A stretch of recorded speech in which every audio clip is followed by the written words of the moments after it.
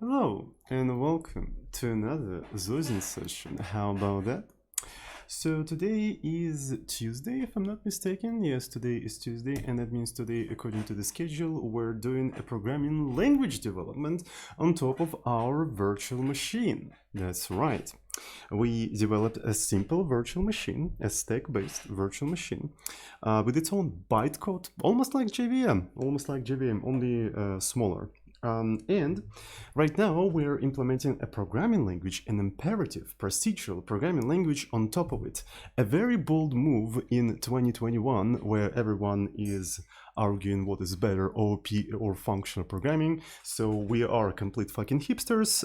We're not going that route. We're implementing good old imperative procedural programming language.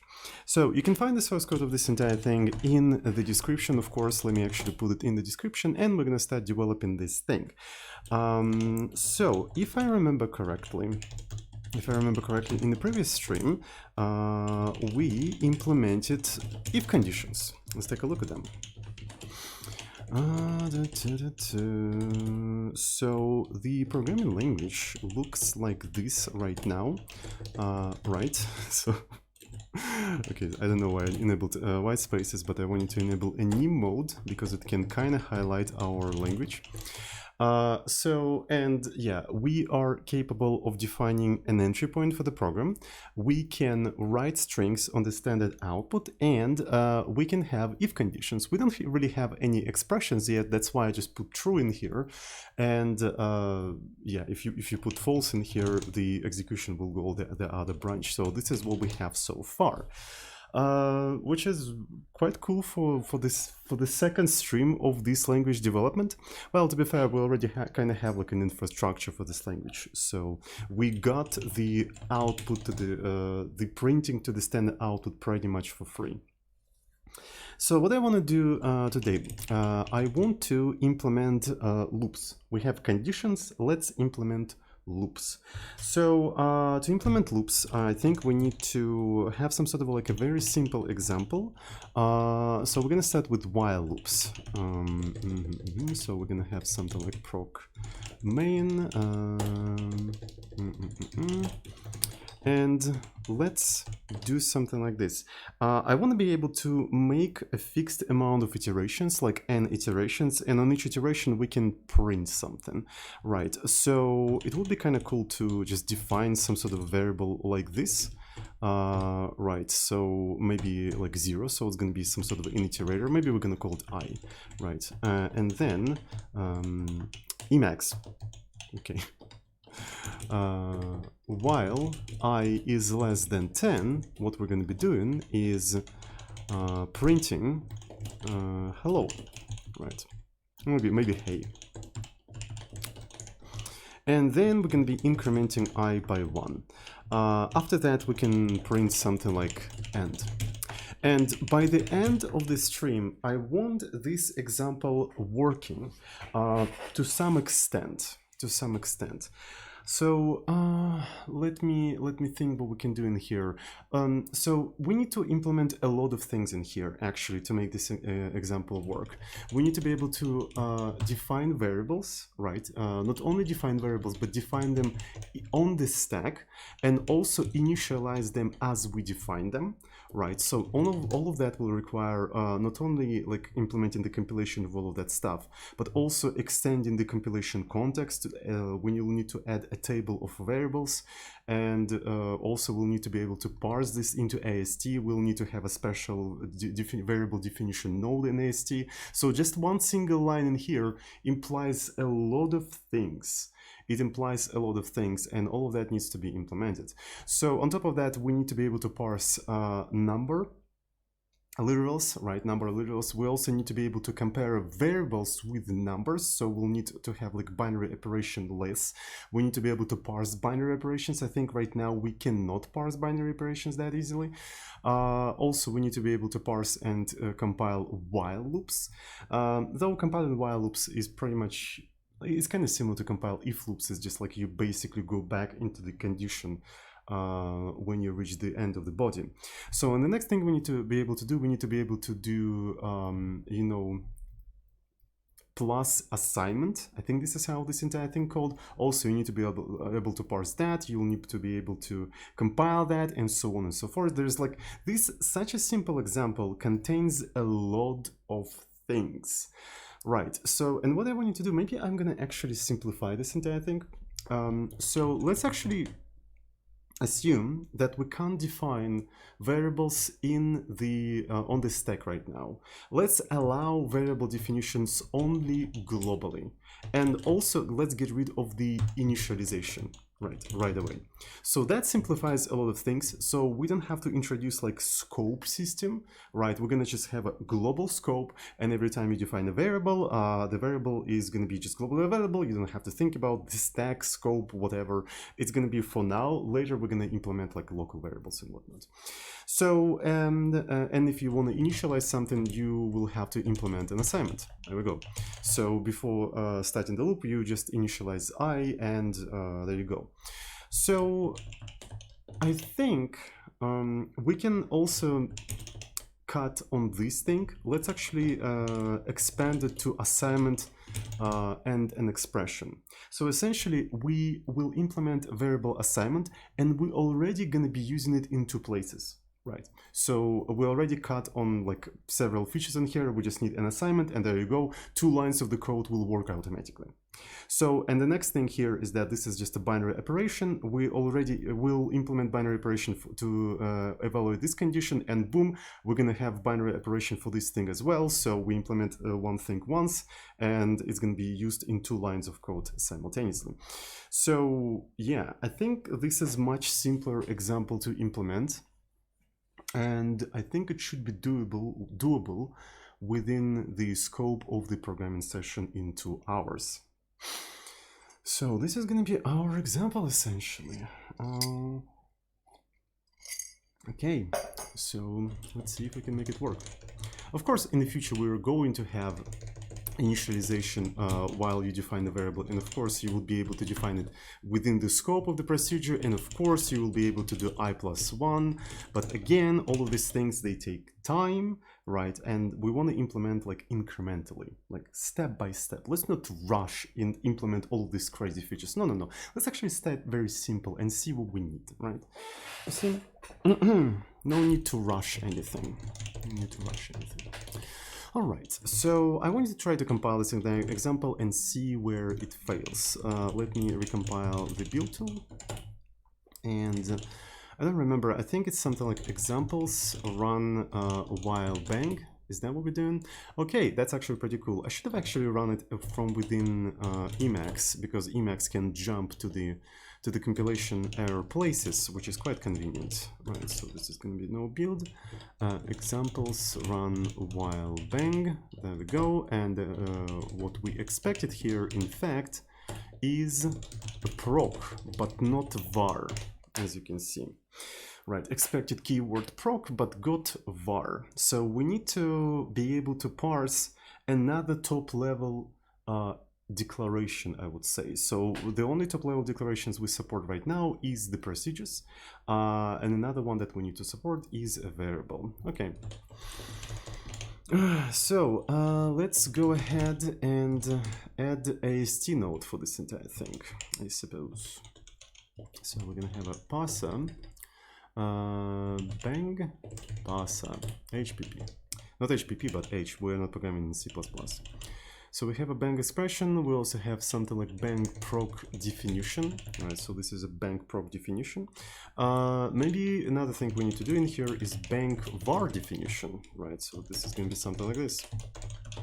And let me see what we can have in here. So first of all, we're going to have a name for the variable, and we also need to have the type for the variable, but we don't really have a type system right now. So maybe we're going to have like hard-coded types and whatnot. So we may introduce, oh, I forgot that all these things has to be like sort of predefined here. Right. So, yeah. So we have to forward declare these types.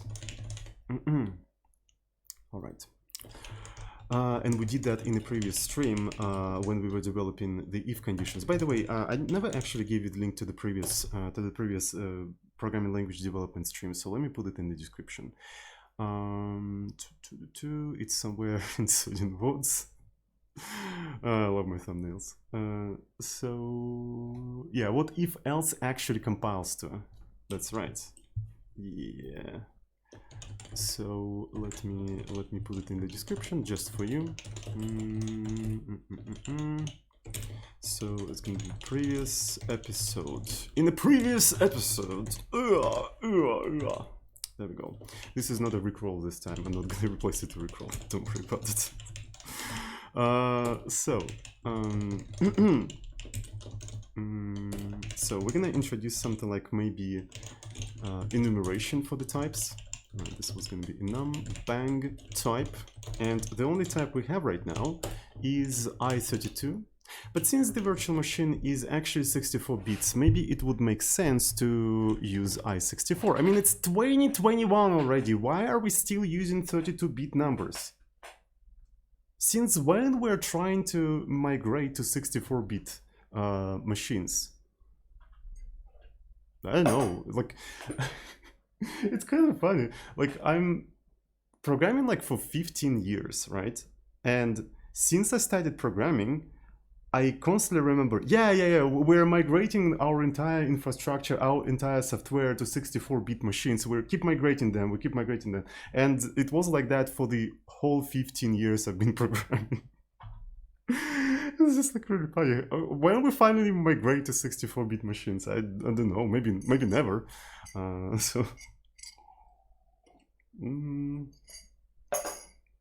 Anyway, so we're gonna have this kind of thing, and so how am I gonna call it? Bang type i64. There we go. So and we're gonna be bang type. So here is the variable definition. Here it is. Here it is. But what's interesting is that now, as you can see, your file may consist of a sequence of top-level definitions, right? And a single top-level definition could be either a variable or a procedure.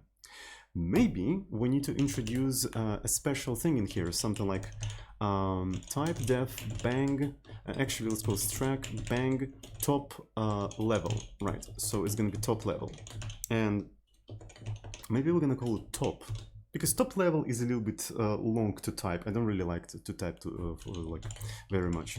So, and we're going to have something like bang top kind. Bang top already sounds funny. And we're going to have two types, right? Bang top proc and bang top var, right? So to distinguish between them. And since this is enumeration, I can probably define this enumeration in here. So it's going to be bang top kind, bang top proc, right, and bang top var, right, because we need to distinguish between them. And then we're going to use our favorite as pattern. So it's going to be bang top as. And this thing is going to be essentially a union, right, that comprised of bang var definition, right, bang var definition, so we're gonna call it var, and bang proc definition. There we go. So that way, if you have a bang top, right, you can always do something like top as proc or top as var. So basically we have a very simple polymorphism, you know. OP people love this kind of shit. Polymorphism, encapsulation, abstraction, I don't know. I kind of prefer bang top ass. Let's put it this way. Time def strong bang top. There we go.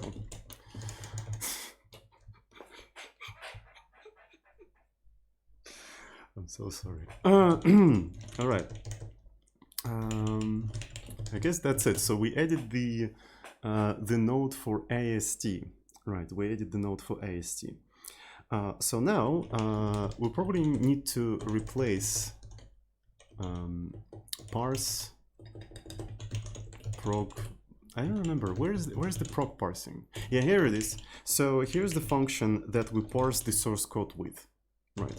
And right now our compiler is actually quite dumb, right? So what it does, it basically opens the file, right? It opens the file and it tries to parse a single proc definition. Right, and if you have any other definitions in there, it's not going to work because it's going to ignore the rest of them.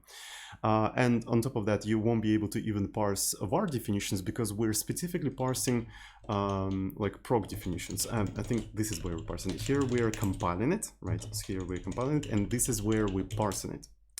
Right, so first of all, we need to be able to parse bang var definitions, right? So we need this kind of thing. So parse bang var definition. Of course, this thing is going to accept the arena because it will probably allocate some memory, and also it will accept the lexer because this is from where it gets the input.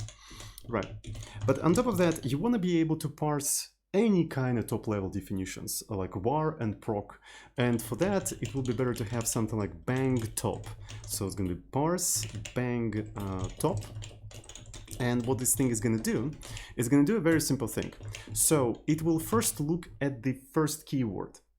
If the keyword is var, it's going to dispatch to parse bang var. If the keyword is proc, it's going to dispatch to parse bang proc. That's it. So that's pretty convenient. So it will just look ahead a little bit. It's gonna pick into the next token, and depending on token, it just will call a different parser and just wrap it into the top level definition, and that's it. And it's quite convenient that our syntax just first accepts the key and then the rest of these things, so we can easily dispatch the parsing in here. Alrighty. And of course, this entire thing is gonna accept bang lexa, and there we go. So in this particular case, we probably have to replace this entire thing with bang top, right? So it's going to be top parse bang top, and after that we need to compile bang top into bosom. But here's an interesting thing. So we're parsing only a single top definition, right? We're parsing only a single top definition. But we have several of them in the source code. So we probably need to have an additional AST node that describes the collection of top definitions in here, and basically in the whole file. And what such collection of top definition would be called? Well, in an industry, we usually call it a module. That's right. So let's introduce an IST node for a module. And module is basically an array of bang top definitions, and each bang top definition can be either a procedure or a variable. So, and that way we're going to also have a function parse a module, and we're going to give it the whole source code, and it's going to consume the whole source code and just give you the list of the top definitions. And then you'll be able to compile a module, right? And the module compiler will take all of the definitions and just compile them into the bytecodes. Pretty straightforward. Pretty straightforward. Who said developing programming languages is hard? Cheers, by the way.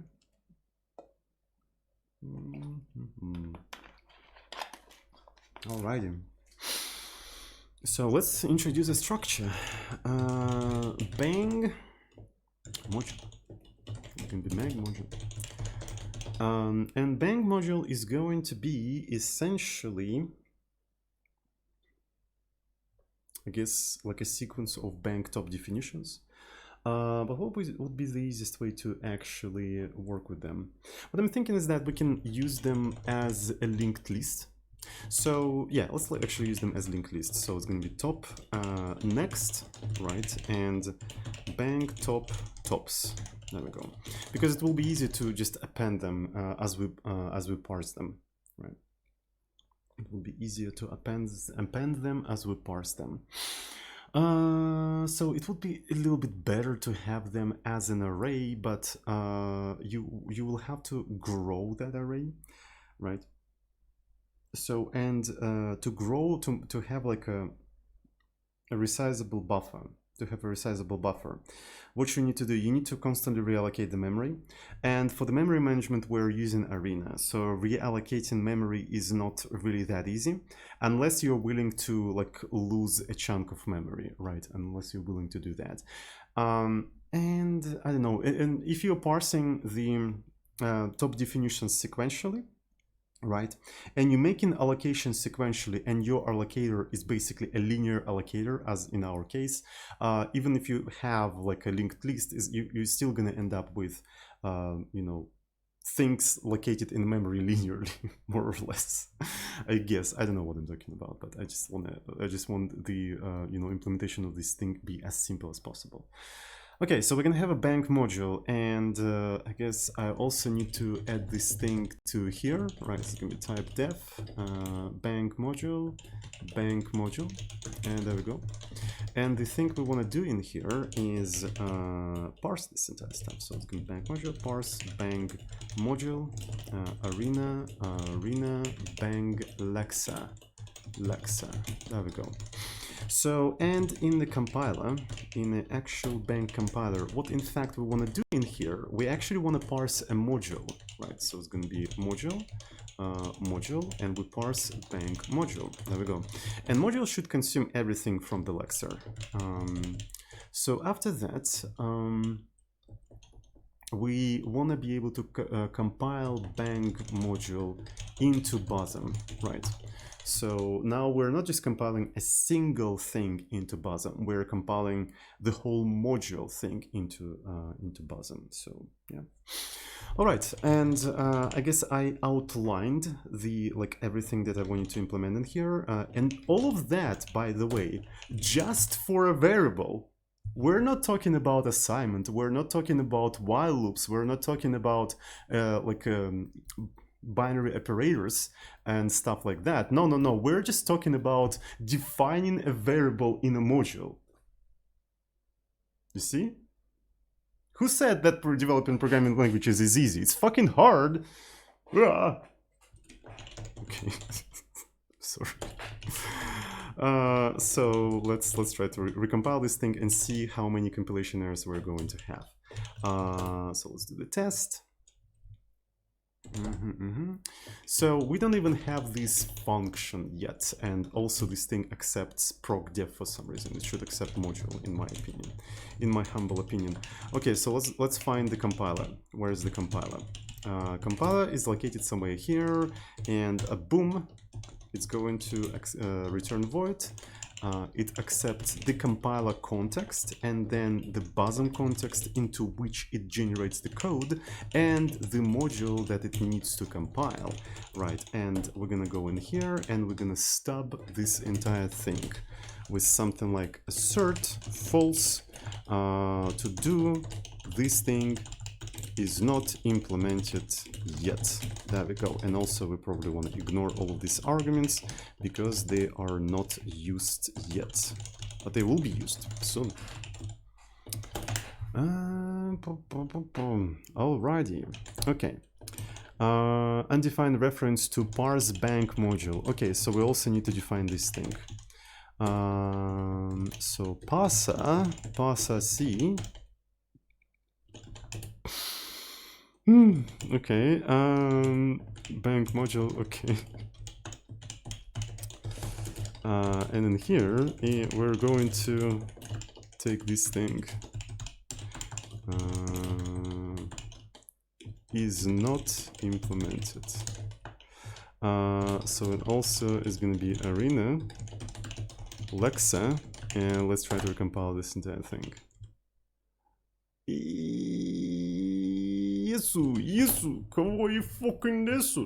All right. So, and now I'm going to try to run the example, right? And it will fail in this assertion. Okay. That is cool. That is very, very cool.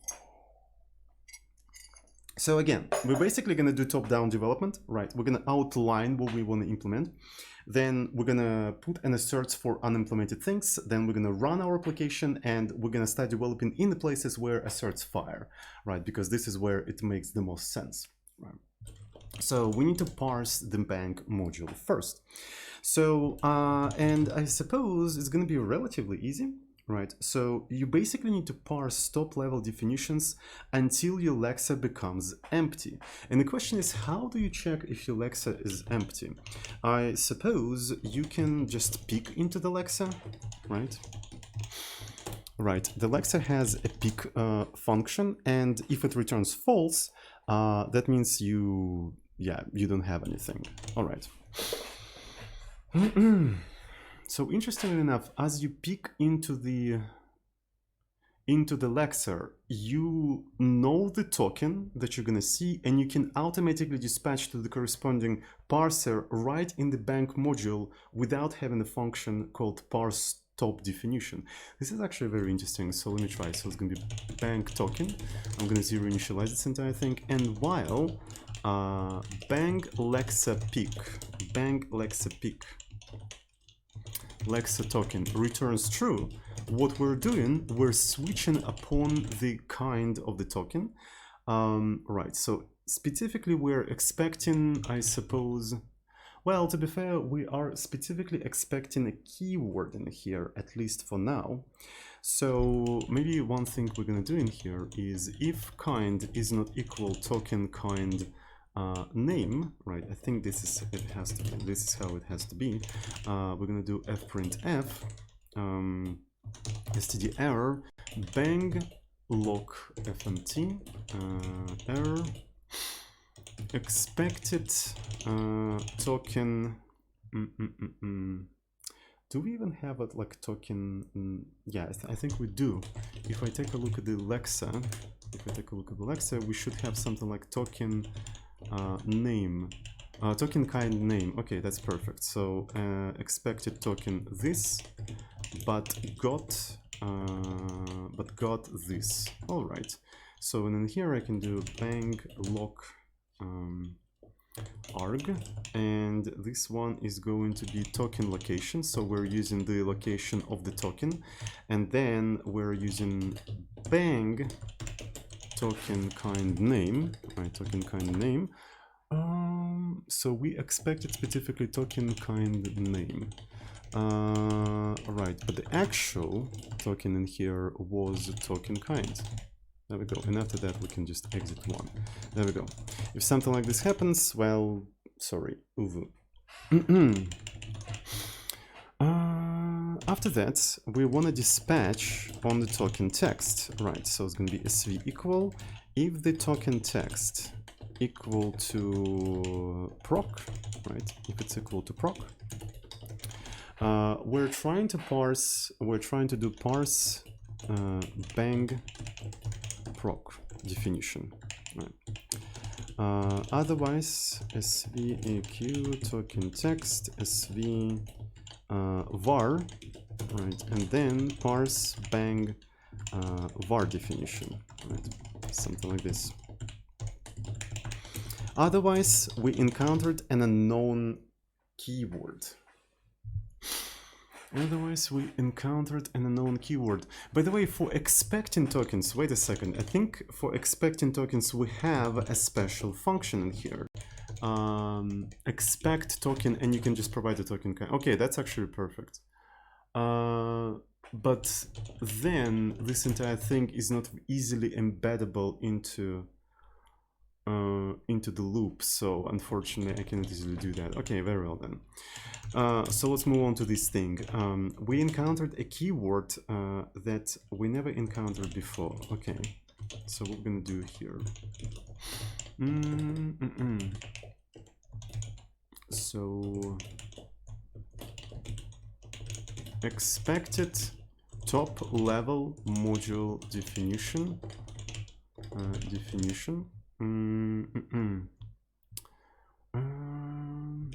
Like procedures or variables, right? Like procedures or variables. Is that how you English? I don't know. But got, and we can provide the token, right? But we can provide basically the text of the token, maybe. SVFMT. Right, it's going to be SVFMT. Expected top level module definition. Procedures or variables, but got this entire thing. So bang log arg. So, and where is the location? Location is in the token. And then we're gonna say that we got sv arg token text. And you know what's interesting is that this error message makes the assumption, that you have only two top-level definitions. But what if that assumption will change? What if we're gonna have more things in the top level? This message will basically become incorrect, but we will never notice that. We'll never notice that because the compiler won't, like, compiler doesn't care what you actually print in there. It's just like, yeah, you provided a string, but it doesn't understand the meaning of the string. It doesn't understand that you, on top of having procedures and variables, you also have structs, right? So how can you make the compiler actually know that, you know, something changed when we changed the definition of the top level definitions? I think we can utilize static asserts in here. So here's the idea. We're gonna go to the parser, right? And basically, this is how many top level definitions we have. We have two of them. So let's actually do something like count bang tops, right? And this one will start with 0. So this thing now contains the amount of top level definitions. And let's actually do the following thing. Let's assert statically that the amount of bang top definitions is equal to 2, because that's precisely an assumption that we're making here. We're assuming that there's only two top level definitions. There's only two of them, right? And yeah, if that assumption is broken, this error message becomes incorrect, and we want the compiler to actually complain in this specific place so we can update that message. I think this is kind of cool. So the error message below assumes that there is only two top level definition kinds. There we go. So, and it doesn't really, basically it's not gonna work if you change the name of these things. Maybe instead of procedures you're going to have funcs, but I don't know. So how to fix that? We can probably also do something like static assert and do something like bang top proc equals 0. This one is going to be equal var. Basically try to use them in here, right? Basically try to use them to trigger an error. So also there could be very interesting idea in here. Let me try. What if instead of doing this thing, what I'm gonna try to do, I'm gonna just try to put a void in here, right? And like this. And if you change the name of any of these things, the compilation will fail in this specific place.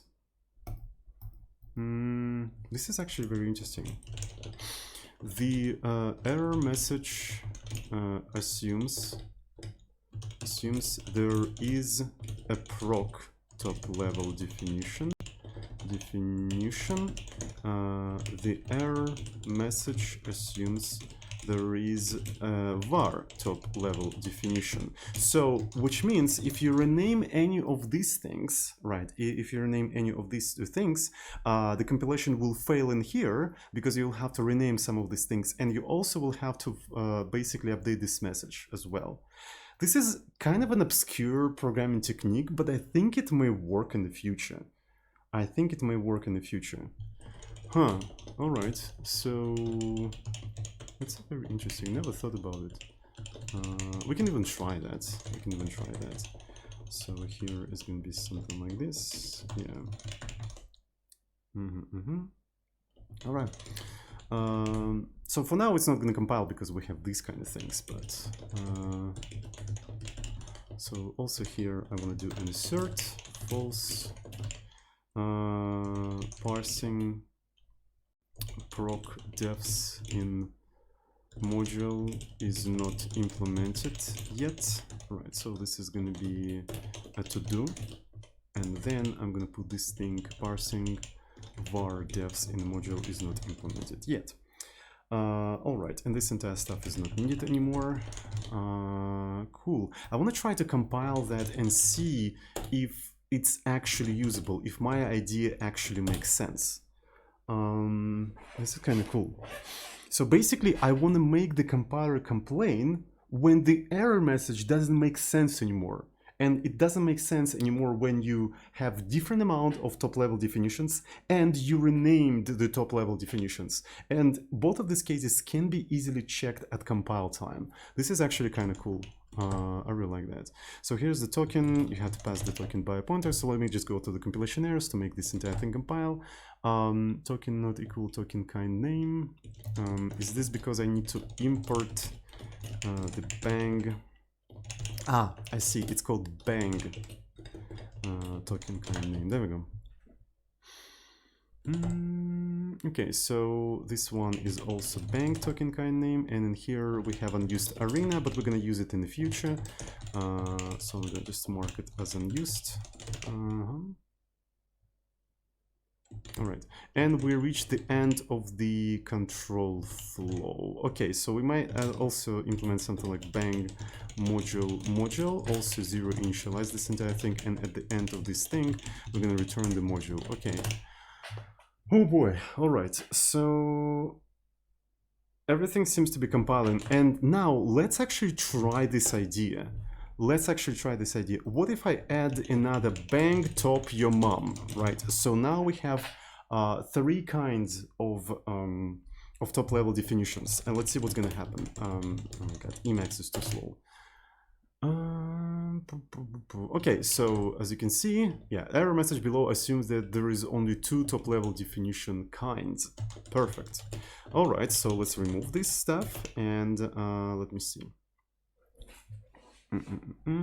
Everything's compiling, but now let's say that I renamed proc to func, right? What's gonna happen? What's gonna happen if I rename proc to func? Okay, so it failed here, right? It failed here, and it says bang top proc undefined. Okay, so it would be kind of better if the comment was on the same line, because it's quite unclear, right? It's quite unclear. So you see this error and you don't understand, but that means you need to look one line up, right? So let's actually try that one more time, right? Error assume that there is a proc top level definition. The error message below. Error message below. Please update. Please update the message if needed. Yeah. There we go. So that's cool. All right, so it got renamed to func, and now this entire thing does not compile. Perfect. So I'm gonna remit it to proc. And there we go. Alrighty. That's a very interesting programming technique. Never encountered that before, but yeah. So basically we're trying to check as many things as possible at compile time. Maybe at some point, if we're gonna have too many top-level definitions, it's not gonna make any sense anymore. But for now, I think it does make sense. Proc or var. Okay.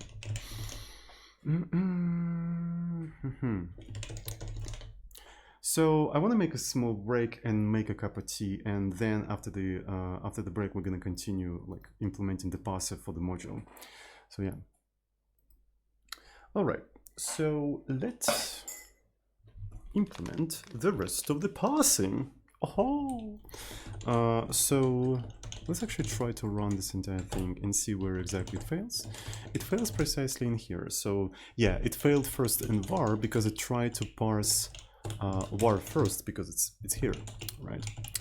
So, and what we can do in here, we can just basically call parse bang var definition, right? Providing the arena and the Lexa, right? And this entire thing should return as bang var definition. So this is the var definition, and I suppose we need to wrap it into the top level definition, right? So this is the another thing that we'll have to do.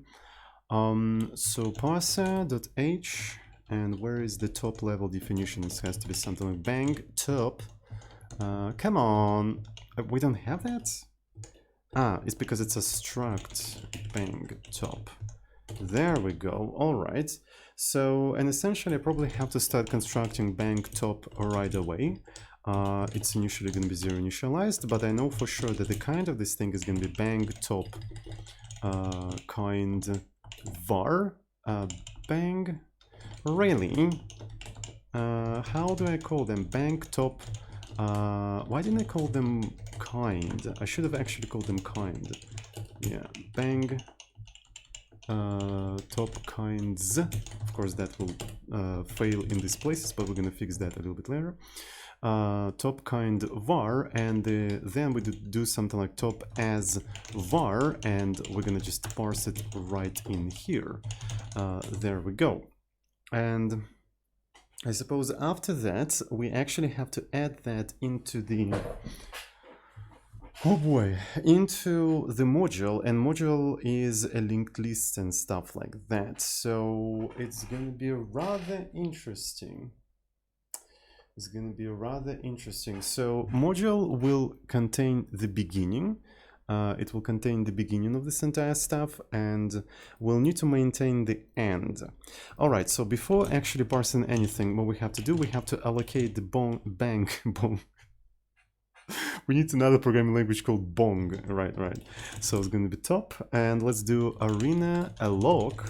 We're going to provide the arena. Of course, that means that we are using arena now, right? And we're going to allocate the size of the thing that we're trying to allocate. So this is actually a pretty cool trick. So I'm going to show you why. So essentially, sometimes when you're allocating things, you can fall into a very strange pitfall, right? So essentially, imagine that you're allocating integer and you do something like malloc size of integer, right? And there we go. So basically that is correct code, and it will allocate precisely the size of int. But here's the interesting thing. A couple of times I actually shoot myself in the leg by modifying the type of a variable, but forgetting to modify the size of the malloc. So essentially, since int64 probably going to be greater than int, here we're going to under-allocate the memory, and basically we're going to point at an incorrect piece of memory, right? So to prevent that, what you can do, you can allocate size of x, but x is a pointer, so the size of the pointer is fixed. It's usually like 8 bytes on 64-bit architectures and 4 bytes on 32.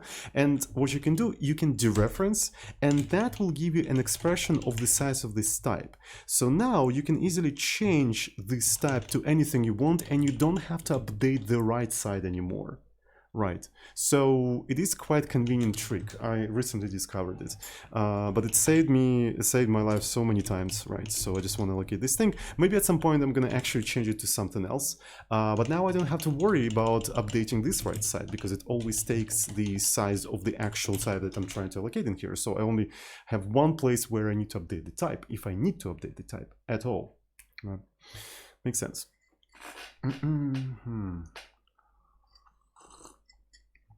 All right, so after that, I don't need to do this thing. I'm gonna be assigning the kind to the top.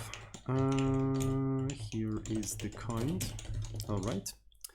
And after that, I need to actually add that thing into the module. So I wonder if module can... Oh, that would be actually kind of sick. If we do something like, here's the tops, tops begin, right? And tops end. Perfect. That's actually quite cool. So you basically initialize this thing with zeros, and this is going to be a valid module. All right, and then we're going to create a function, something like bank module push top, which accepts the pointer to the bank module. And the bank top that you want to push in there, and also pointer, and basically it will initialize everything correctly. So if both of them are nulls, it's going to point at the top first. If none of them are nulls, it's going to append top at the end of this thing.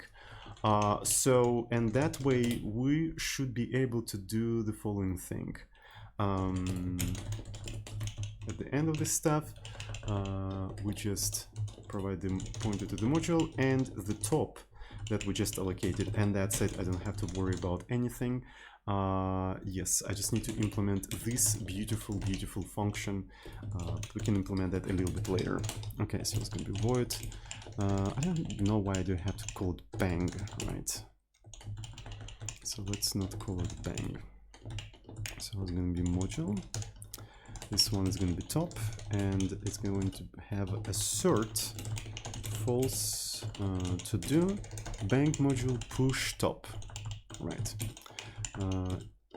Is not implemented yet. All right, let's try to compile this entire stuff, and this is not how I compile things. Okay, count bank top kinds. The next one is going to be bank top kind proc, bank top kind var. All right, and here undefined reference to the parse bank var def. Okay, so we also need to have this function. Okay, let's implement that. Parser.h bang var, and it's also accepting this entire stuff. Let's go in here, and yet again arena lexa assert false.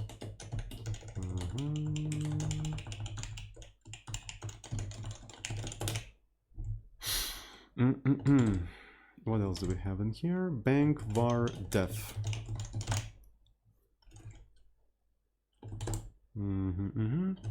Another bank var def.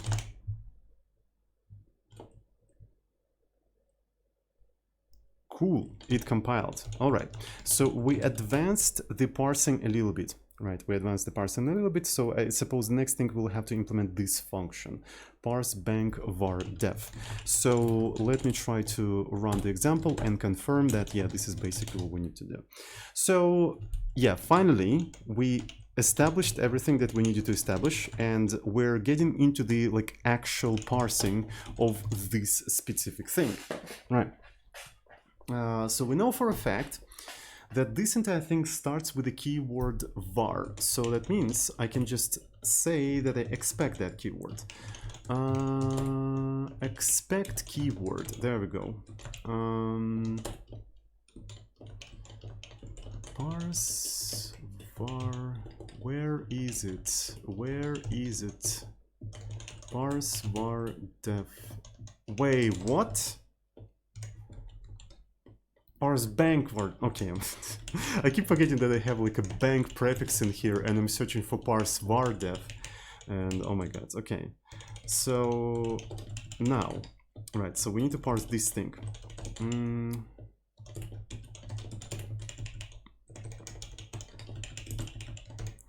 So what I'm doing in here, I'm expecting, right, I'm expecting the keyword called var. If it's not available, it's basically gonna break. Okay, next thing, I'm expecting a kind name. Bang lexa expect I suppose kind, right? I need to keep Lexer API opened in here because sometimes I need to do this kind of stuff. Right, so here's the Lexa, and the kind I expect in here is the bang token kind, token kind name. There we go. And now this is going to be the name. Right. And then I need to skip another kind of token. Okay, I need to prepare bank var def. Right, so this is going to be var def, and at the end of this entire stuff, I'm going to just return this var definition. Simple as that. There we go. Here's the var definition. And I think part of the var definition also has to be its location, just like with procedures, right? So let's go in here. Bang var, it's not a lexer, it's part of the parser.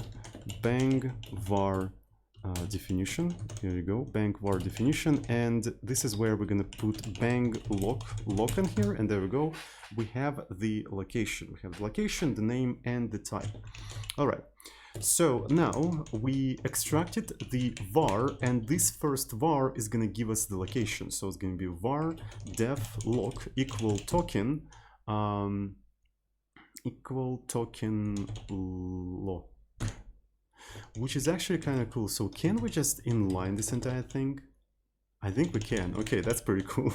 All right, the next thing we're expecting in here is a var def name, and we're expecting a token of the kind name, and we're extracting the text of that token. Okay, so, and then we expect another kind in here, which is a colon, right, colon, but we're gonna actually throw it away. Colon. We don't have a colon! But we will need to add the colon in here. And the next thing we expect in here is var definition type. So it's going to be var lexer. We expect a keyword. We can actually introduce something like a parse bang type, and we can just provide the lexer. There we go, parse bang type. And that is it. So I really like that you can parse this thing like this, right? So you extract the var and you get its location. So here's the location of the variable now. You then extract the name, you skip the colon, then you parse the name, the type, and I suppose you also need to skip the semicolon now. Right, so there we go, we skip the semicolon. Not sure if semicolon is needed in this particular case, but I'm just gonna edit nonetheless. But we can always remove that later, okay? So we're in the middle of development of the language. Everything can change at any time. There's no reason to bike shed about simple things like that, okay? All right, so we don't have a colon in here, so we'll need to add a colon. So let's go ahead and do that. So we're gonna go into the lexer, and do I have any asserts in place for this kind of stuff? I think I do. Maybe. So hard-coded bank tokens. I think I need to assert something in here. I do think I need to assert this kind of stuff. Because as I add more tokens, I need to add hard-coded tokens. And it's quite easy to actually forget to do that. But yeah, if you have a hard-coded token, in our system it's as easy as this, right? You add a new type and then you associate the new kind with the actual text in here, and the tokenizer will pick it up automatically, so you don't have to worry about this kind of stuff. So it's it doesn't work for not hard-coded tokens like names or string literals. They have a special logic in here, but for this kind of stuff it's just like whatever. It's just a table of tokens. So I kind of want to add an assert in here. Static assert, and maybe we're gonna have something, but that will require to add count bank tokens, and I'm not sure if I want to go that rabbit hole. That means I'll have to go through all of the places where we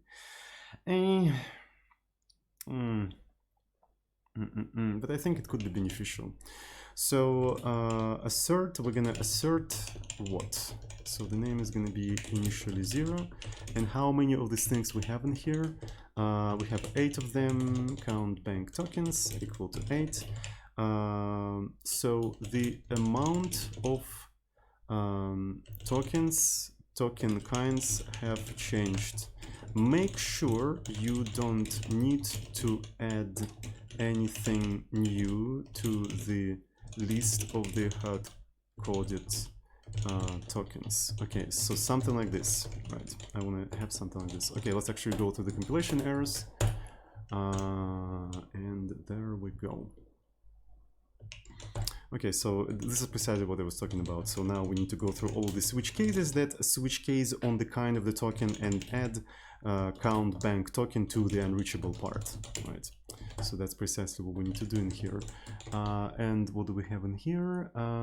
So this is parse bank expression, and yeah, so we have to add the count to the unreachable. Count token count bank token kinds. It has to be unreachable, right? Because it's not a valid value.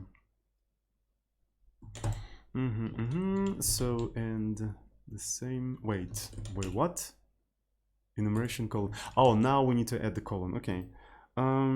Interestingly enough, so the hard-coded ones could be quite easily compressed in here. Yeah. So basically iterate through the hard-coded ones. And if you find it, can we implement it like that, by the way? So size ti less than 0, less hard-coded bang tokens count, right? And if hard-coded bang tokens I type, right? So we're talking about the kind equal the kind that we want in here. We're gonna just return. Oh shit, this one is interesting.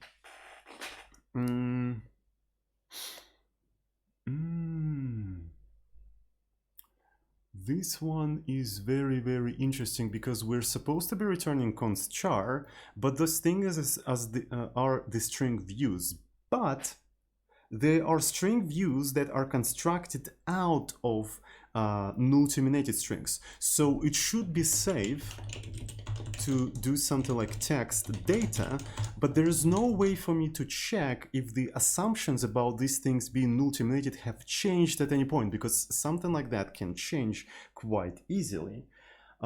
So I don't even know. So, and adding this kind of assumption is like kind of difficult, right? So maybe I'm not going to do it right now, but that would be actually kind of cool to compress this entire stuff.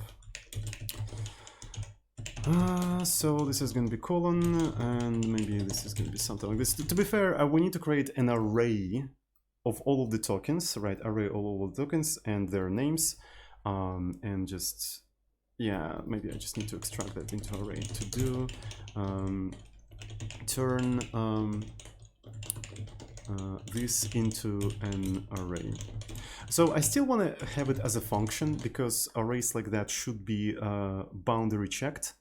Right, so it's going to be array. It's going to be static array inside of the Lexer translation unit, right? And the function is going to basically provide boundary checks when you try to access that array.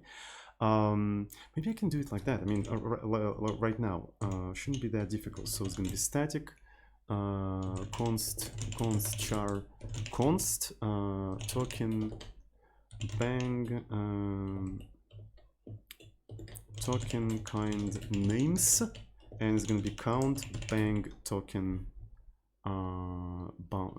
tokens, and this is what we're going to have in here. And we're going to do something very, very interesting. Let me show you what we're going to use.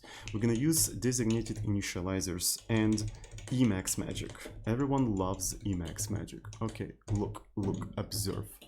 A boom, and then a boom, and then a boom, and then a boom. Can your Vim do that? I don't fucking think so. Sorry. Okay. So, and once you have this kind of array, look at this. Is this fucking Java or something? Why do we have so many keywords? Okay, static is needed to allocate it in the static memory and make it only visible inside of the translation unit. Const char pointer is basically constant pointer to a character, right? And also this const is needed to make the array constant. I'm not sure about this const, but I kind of want to make it const, but anyway. So in this check, what we're going to be doing is basically we're going to make sure that the kind is greater than 0 and less than count bank tokens before trying to access token kind names by that specific kind. Right, so yep, we could also actually split these asserts in two so you know precisely what's happened. And yeah, so now we have a boundary checked arrays. You think only your Rust can do that? I can do that in C. So sorry. Okay, so we also want to do static assert in here because at any point the amount of these things can change, and we should not forget to update this array. So the amount of token kinds have changed. Please add the please update the table of token kind names. Thanks. Thanks.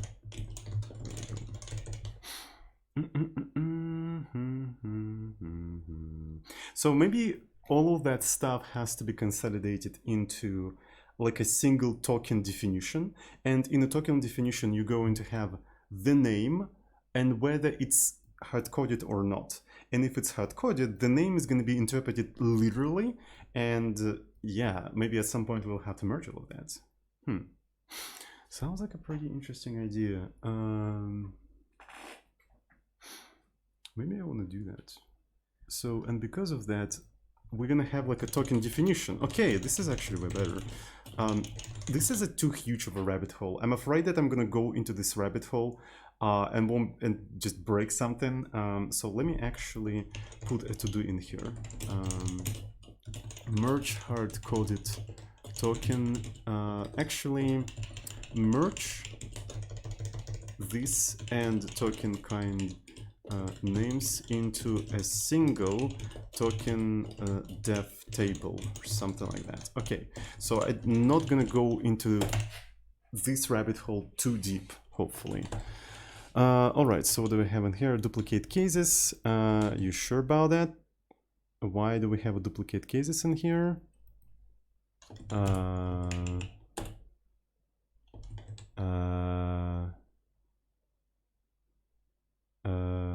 What?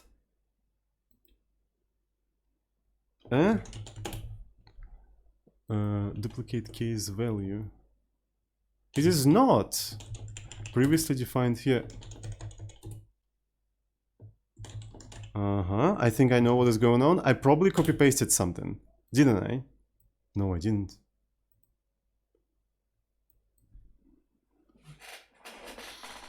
Am I blind? What the hell is going on?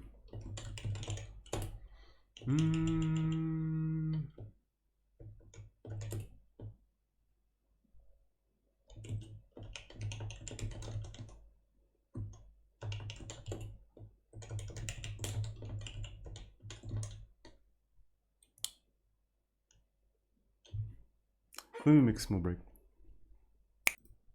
Alright, something very stupid is going on, and I have no idea what exactly. Like, excuse me, duplicate, it is literally not duplicated anywhere. Like, anywhere. And...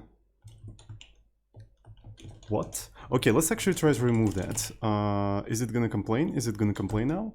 Alright, so enumeration bank colon is not defined. Okay, let's actually say that no expression starts with bank colon. Okay, I do agree with that. Right, so let's put a colon in here. Alright, and another one is that we don't handle count bank count bank tokens, right? So, and count bank tokens is essentially unreachable, so I'm going to put it in here, right? So it's unreachable, let's put it in there. Is it going to complain now? It still complains about that.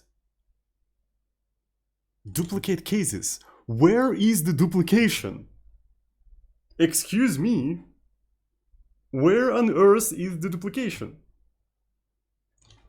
If I put this thing in here, it's like two different cases actually. Default one, which is basically no, it still doesn't like that. It's just like, okay, what am I missing? Why I always get involved into some stupid stuff like that? Like, case count. Wait, what was that? Bank top kinds. But it's correct. Yes. Case count bank top kinds. It feels like one of these values are the same.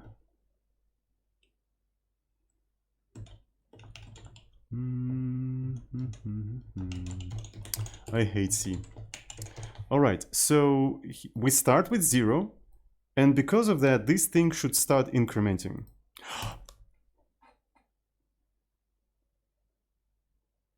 Wait, that means I have this thing defined somewhere. Where is this thing defined? Bank top kinds. Token kind. Oh my god! C is dumb. C, like, neither C nor C++ figured out enumerations. I mean, C++ enumerations would have solved that, but C++ enumerations have other problems, right? It's really difficult to use C++ enumerations the way I use C enumerations. I'm just using them quite often as the ranges for the array indices, and it's almost like impossible in C++ unless you write a lot of boilerplate and stuff like that. So yeah. The best enumerations, in my opinion, are in languages like Pascal and Ada. They're the best, right? They're type safe, like C++ enumerations, in Pascal specifically. And it is super easy to use them as array indices, right?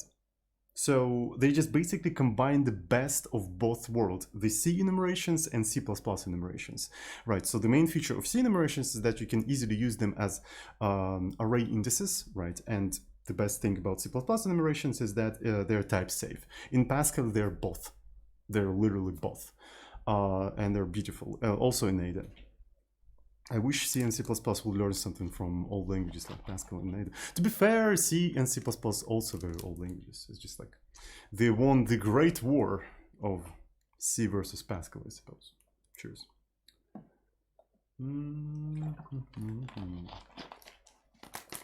All right.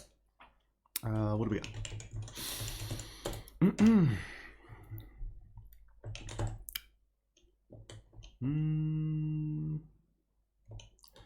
What was it called?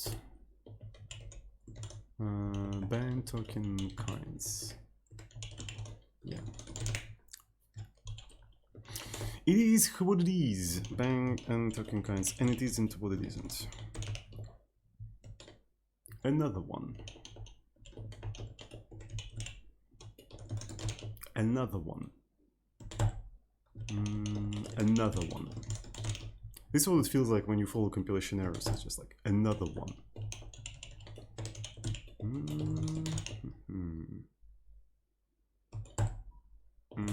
All right, so what is it complaining about? Implicit declaration. Okay, so now we need to implement parse bang type.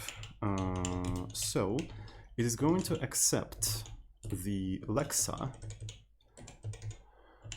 It's going to accept the Lexa, and it's going to return bang type, I suppose. Bang type, and this is the bang Lexa.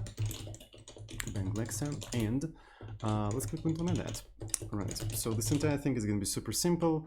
We expect, yeah, since we have only one type, we're gonna expect a keyword called I64, right? And then we're gonna just simply return bank type I64.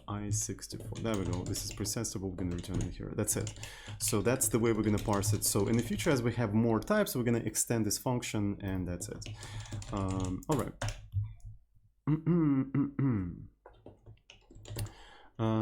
So we never use an arena in here, so maybe we should never actually provide an arena in here, right? So since we're not allocating in the memory, like, let's not do that. So parse bang var def. I have 2 declarations of this shit. Sometimes this kind of stuff happens. Alrighty. We don't have to provide this stuff in here. There we go. Cool. Finally. So finally we managed to parse variables. Isn't that exciting? I think it's goddamn exciting. We spent 1 hour and finally we managed to just parse the variables. So we are getting a little bit closer to making this example working. When I said that there is a lot of things that needs to be implemented in here, I was not fucking joking. We just finished parsing, not even compiling, parsing the global variable definition. Yeah, that's fun. Shit's fun. Okay, so let me see. Let's try to run this entire thing and let's see where it fails. So now it fails in some weird place. Maybe I need to revert this entire thing. I don't quite understand why it fails specifically here. Bank pass. Feels like it just fails, not in the correct place, and I don't quite understand why. Yeah. Okay, so bank top push top. Yeah. So when you came up with the top definition, when you parse the top definition, you need to push that top definition into the module. So here's how we're going to be doing that. If module, end, I think, I don't remember the definition. I think tops end, yeah. If tops end is equal to null, right? If tops end is equal to null, we're essentially doing module tops begin equal to top, right? And then tops end to equal to top, right? And what's important here is that if tops end is equal to null, tops begin should also be equal to null. There we go. So that's the assumption we're making in here. Otherwise, your module is not in correct state. So if it's not equal to null, this entire thing should not also not be equal to null. And here what we're going to be doing is that we're assigning next to the top and then the end to the top. So right, so we have an end, you assign next to the top, and then you move the end to the top, and there we go. This is how you appended this entire thing. And that should be it. That should be the entire implementation of this function. So let's try to recompile this entire stuff. Let's see if we didn't do any oopsie doopsie or any fucky wacky. Let's run this. Okay. Now, it fails at trying to parse proc defs, but luckily we already know how to parse proc definitions. Parse bang proc def. Where is the function that is capable of doing that? Here it is. So, and this is precisely what we're going to be doing in here. So it's going to be top kind bang top kind proc, right? And the next thing is going to be as proc is going to be equal to parse bang proc. There we go. And now we're capable of parsing the whole module, right? We're capable of parsing the whole module. Isn't that exciting? I think it's goddamn fucking exciting, mate. All right, let's test this entire thing. All right. So, oh yeah, we have to provide the arena, we have to provide the Lexa, and is it gonna work? Is it gonna work now? Yo, it's working. Let's try to run this, and now it is failing somewhere here. Okay, so oh my god, it tried to parse the source code in here. Oh shit, it is trying to parse the assignment. It is trying to parse the assignment. So should we try to parse the assignment or something. It would be kind of cool to be able to comment this entire thing out, but unfortunately we don't have comments, I think. Right, so yeah, unknown token starts with this kind of thing. I think I should be able to quite easily add the comments to the tokenizer, if you know what I mean. Right. So, and the thing I will do with the comments, I think I want to have the comments to have like a single character in here because it could be super easy to find them. Yeah, let's actually try to add the comments. Also, unknown token starts with, we don't have a new line in here. Find this thing, unknown token starts with that. And here's another one, unknown. Okay, so this one is fixed. So if I try to now recompile this entire stuff. Alrighty. So I'm running it, unknown token starts with that. Okay. So before I go and implement all of these things, I think I want to create a branch and commit whatever we have already. So while loop, right?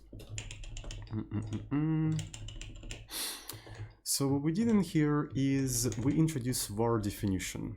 Right, introduce var definition to the AST of bang. There we go.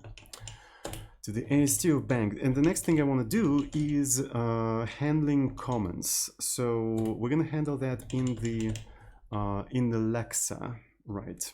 So we need to find something like bang Lexa pick, and this is where we do all of that. So every time you extract a new line, I think we have to remove the comments. We have to remove the potential comments. This is how we're going to be doing that. Okay, so here's the next line. We trim this entire line, right? We trim this entire line, and maybe another thing we need to do is chop it by delimiter. Well, it's kind of weird. Because you can have this kind of delimiter inside of the string literal, right? And you need to be able to ignore this kind of thing inside of the string literal. Okay, I have an idea. What if we make this hash a separate token, and every time the lexer encounters that token, it's gonna switch to the next line? See what I'm talking about? So basically this is considered like a yeah, end of the line. That's it. So switch to the next one.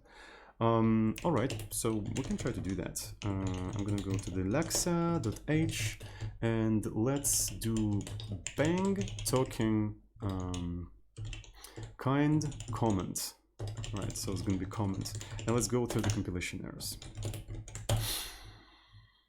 Let's go through the compilation errors. The amount of token kinds have changed. Make sure you don't add any new to the list of hard-coded tokens. Okay, so maybe I'm going to hard-code this thing, so it's going to be comment, right?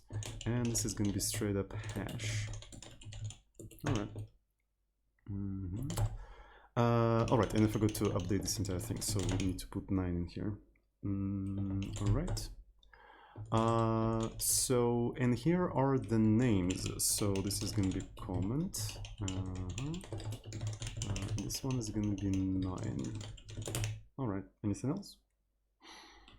Anything else we need in here? Well, yeah. So we should probably never encounter a comment, but if we do, no expression starts with this thing. To be fair, the comments should be automatically removed by the Lexa.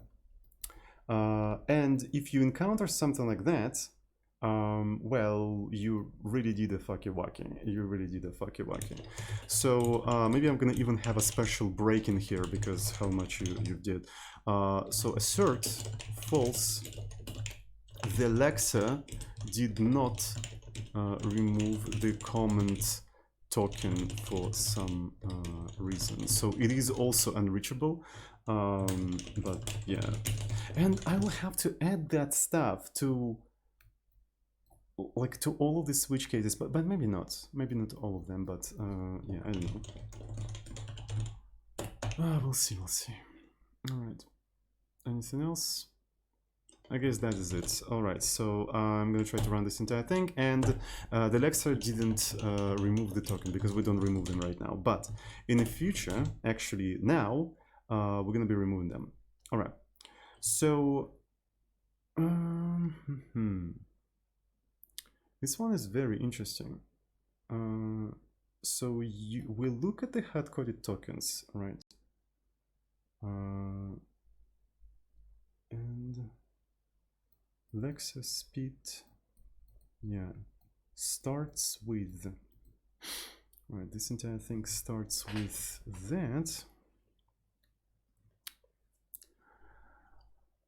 Oh boy. The funny thing is that as you encounter hard-coded stuff in here,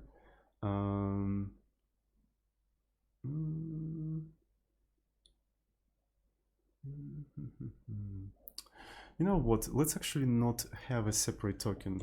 While Lexer line equal to 0, or Lexer line this data equal to that, we're going to be taking the next line.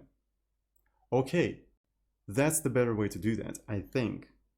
That's the way better way of doing that. So, and because of that, we can easily remove the token. I don't think having this common token was a good idea. So let's go through the compilation errors one more time. Yeah, so we're just pulling off the lines, and if the line starts with that, we're just consider that the end of the line. Simple as that. All right, so this one is 8, and this one is not needed. This one is going to be 8. All right. So what else do we have in here? This one is not needed. And yeah, as you can see, there was a lot of like weird things that were introduced in here because of this common token, so it was definitely not the right idea. So it should not be a thing. Now, if I try to run this entire stuff, okay, this is actually quite cool. So that means we advanced the parsing into the compilation. My God, this is actually quite cool. So if we take a look at this kind of stuff, so we managed to compile that, and we also managed to compile this. And I wonder if I can compile this kind of thing. I think this should be a valid stuff, right? Yeah, so the tokenizer doesn't complain about this. So this is not compilable, right? Unknown token, yeah. Okay, so what I'm thinking, maybe we can just try to compile the variables, right?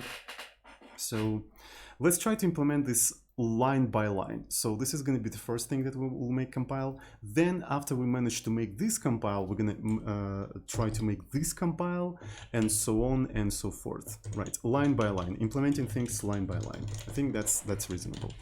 All right, so as we already know, it fails in here, and let's see what we're going to do.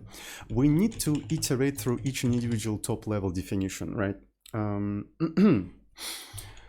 So bang top equal module tops, actually tops begin, right? Then while top is not equal to null, we're going to be advancing top to the next one, right? And then we're going to switch dispatch upon the kind of the top, bang top kind procedure, right? We already have a function that compiles procedure, right? It's actually pretty straightforward. So there we go. We provide the bang context, the bosom context, and we take top as proc, and there we go. We managed to compile this entire thing. The next thing we'll need to do, we need to do bang top kind var, right? And in here we'll have to create a similar function, right? That compiles the var, proc var definition into bosom. There we go. Cool. if we encounter something we never encountered before, we're going to just say unreachable.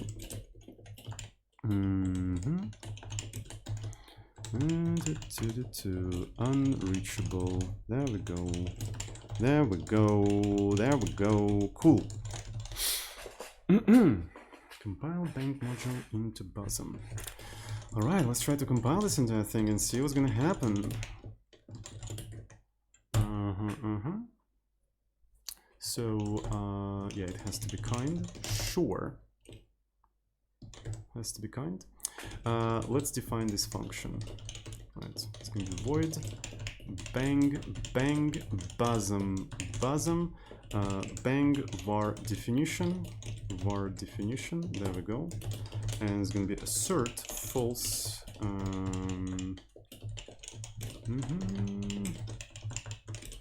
Is not implemented. Okay.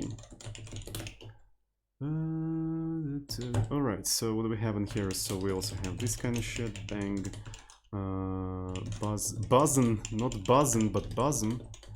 Alright, and this is gonna be the var definition. This is gonna be the var definition, and this is not put in here. Cool.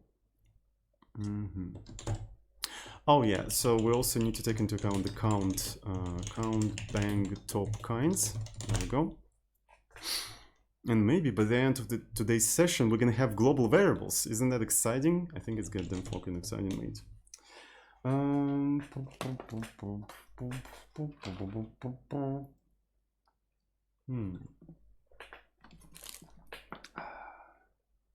That is very, very interesting.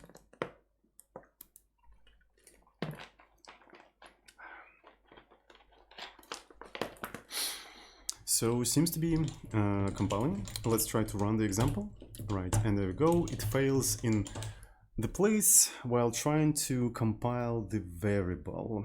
All right, this one is a little bit interesting. When we're trying to compile a variable, right, we need to allocate enough memory for the variable in the static memory region. So, and then once we allocated the memory, we need to store its address and also its name, because every time we're going to be referring to that variable, we'll need to take its address and maybe just do something with that specific address. So we need some sort of a table that stores all of that somehow.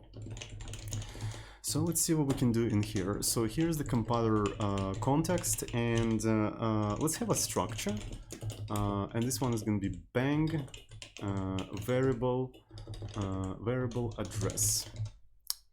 Right, and here we're going to have a memory address, the address of the variable, and the corresponding name of the variable.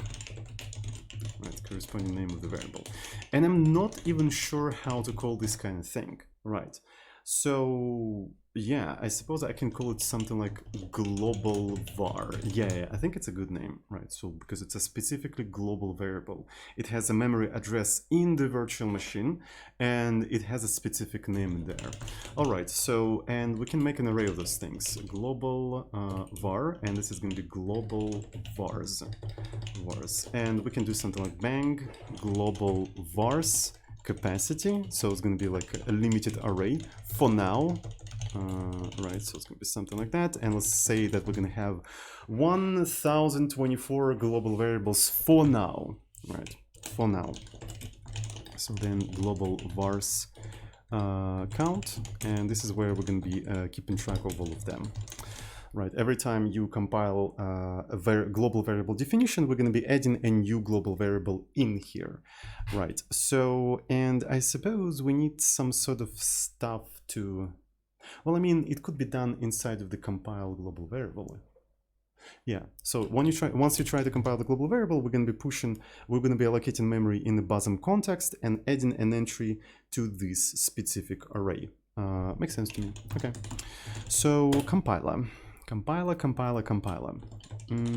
let me go to the bosom. This is going to be bosom.h, and I think it was something like push I forget how it's called, something memory, byte array. Yeah, we're gonna be using byte array thingy.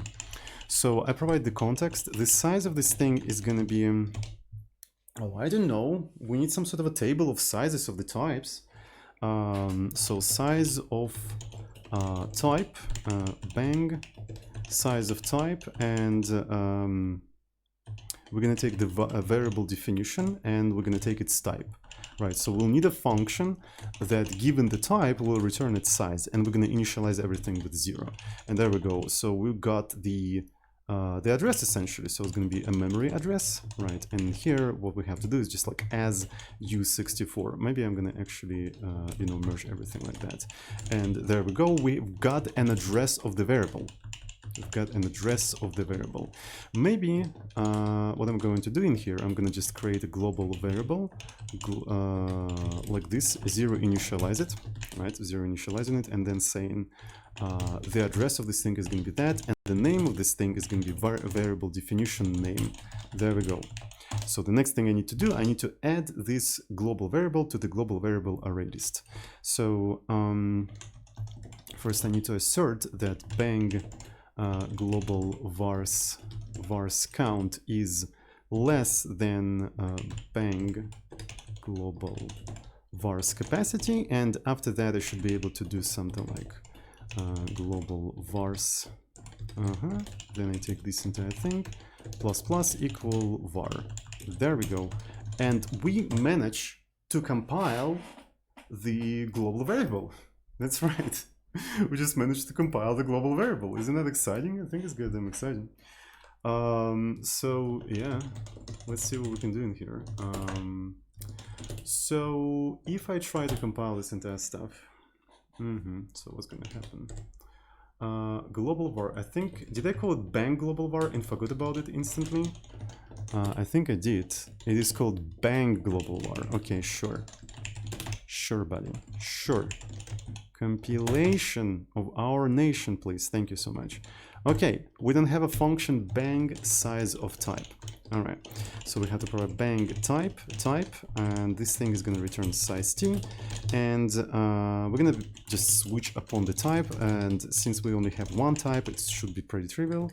Bang type i64, and it's going to be 8. As we have more types, we're going to have more of these things. So this is bang size of type unreachable exit 1. There we go.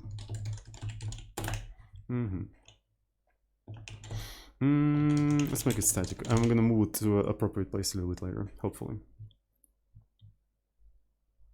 All right, and if I try to compile my program, it compiled successfully and it even printed end. Okay, so that's actually pretty cool. So yeah, this entire program compiled and just printed end. All right, that is pretty poog. As far as I know, you won't be able to just use I as an expression because expected, yeah, it tries to parse this entire thing as a function call, right? It tries to parse it as a function call. We don't know how to parse like variables yet, but we'll learn it soon. We'll learn it soon, pretty soon. So let's do a committee. Let's do a committee for now, and maybe even a pushy. What did we do in here? This is kind of weird, but okay. Okay. So there's that, and we also edit comments. I guess we edit comments like with a single change in here. Yeah, so with a single change in here, with a single I, we edit comments. All right, add comments to the bang syntax. All right, so what's going to be the next thing? I guess implement global variable compilation in bang. There we go. We have global variables now. Isn't that exciting? I think it's goddamn fucking exciting, mate. All right, so I want to make a small break because I want to make a cup of tea, and hopefully after the break we're gonna advance our implementation a little bit more. Oh boy, we need to also be able to parse numbers, I suppose. Otherwise, we won't be able to even assign a number. But we're getting closer, we're getting closer. So every time I create a variable in here, right, I create a variable, it allocates a little bit of memory. But what's interesting is that you can create several variables with the same name, so we don't have a check for this kind of stuff in here. So maybe we want to actually do that. So to be able to do that, we need to be able to query the existing variables. So compile var def into bosom. So we need some sort of a function, I suppose. Let's put it to do. Does not check if the variable with the same name was already defined. Right, so it's going to be separate to do. All right, let's make a quick break, and I'm going to make a cup of tea, and we're going to continue. All right, obviously today we won't be able to get into the while loop implementation, but I guess I want to get the global variables at least down to some extent. So what we're going to try to implement, we're going to try to make that line of the example compile, right? So I want to at least make this thing compile, and then once we have that, the rest of the stuff could be implemented tomorrow, right?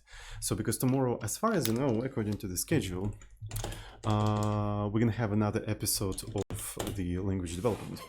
All right. So what we need to do in here, we need to implement the assignment. To implement the assignment, we need to be able to parse assignment, right? So let's actually go to parser, right? Parser C. And what we're gonna have in there. So let's introduce type def struct bang var assign, maybe assign var. I kind of like that there is a var definition, and then we're gonna have a var assignment. Yeah, I think I want to actually follow this kind of convention. Right, here's the var assignment, and there we go. So once we've got the var assignment, let's see what we can have in here. Right, so this thing essentially consists of two things, right? It should consist of the name of the variable, let's call it var name, and the expression, bang expression, right? The expression we assign this entire thing to. Yeah, let's actually keep it name and an expression. Could be also a value, I don't know, name and a value. And what's interesting is that bang var assignment is one of these statements. So that means we need to go to the list of the statements, bang stmt. I need to find it actually, like bang stmt. There we go. So we have statements that are expressions. So expression could be a statement because expression may have side effects. Then we have if as a statement, and another statement we're going to introduce in here is going to be assignment, I suppose, var assignment, maybe even var assign. All right, and let's take a look at the bang stmt, right? Actually, the actual stmt. So I need to go into the s, right, and in here we have bang var assign, right? So expression, if conditions, and var assignments. All right, that's pretty cool. Let's go through the compilation errors, and this is not how you go through them, and implement everything. Implement everything we need to implement. So in here, field has incomplete type. Okay, so that means this entire thing just has to be defined above this entire stuff. Sure, I don't mind. I'm totally okay with this kind of stuff. And let's go through the switch cases situation. Okay, so bang statement kind var assign, compile bang var assign into bosom, and we'll need to define this function somehow. So it's going to be something like this, bang bosom, and this one is going to be bang var assign, there we go. It's going to be assert. I also want to actually do something like this, right? So it's going to be a bomb. I wonder if I can quite easily just do something like this. Doesn't make it super easy for me. Right, doesn't make it super easy for me, but I can just do at least something like this.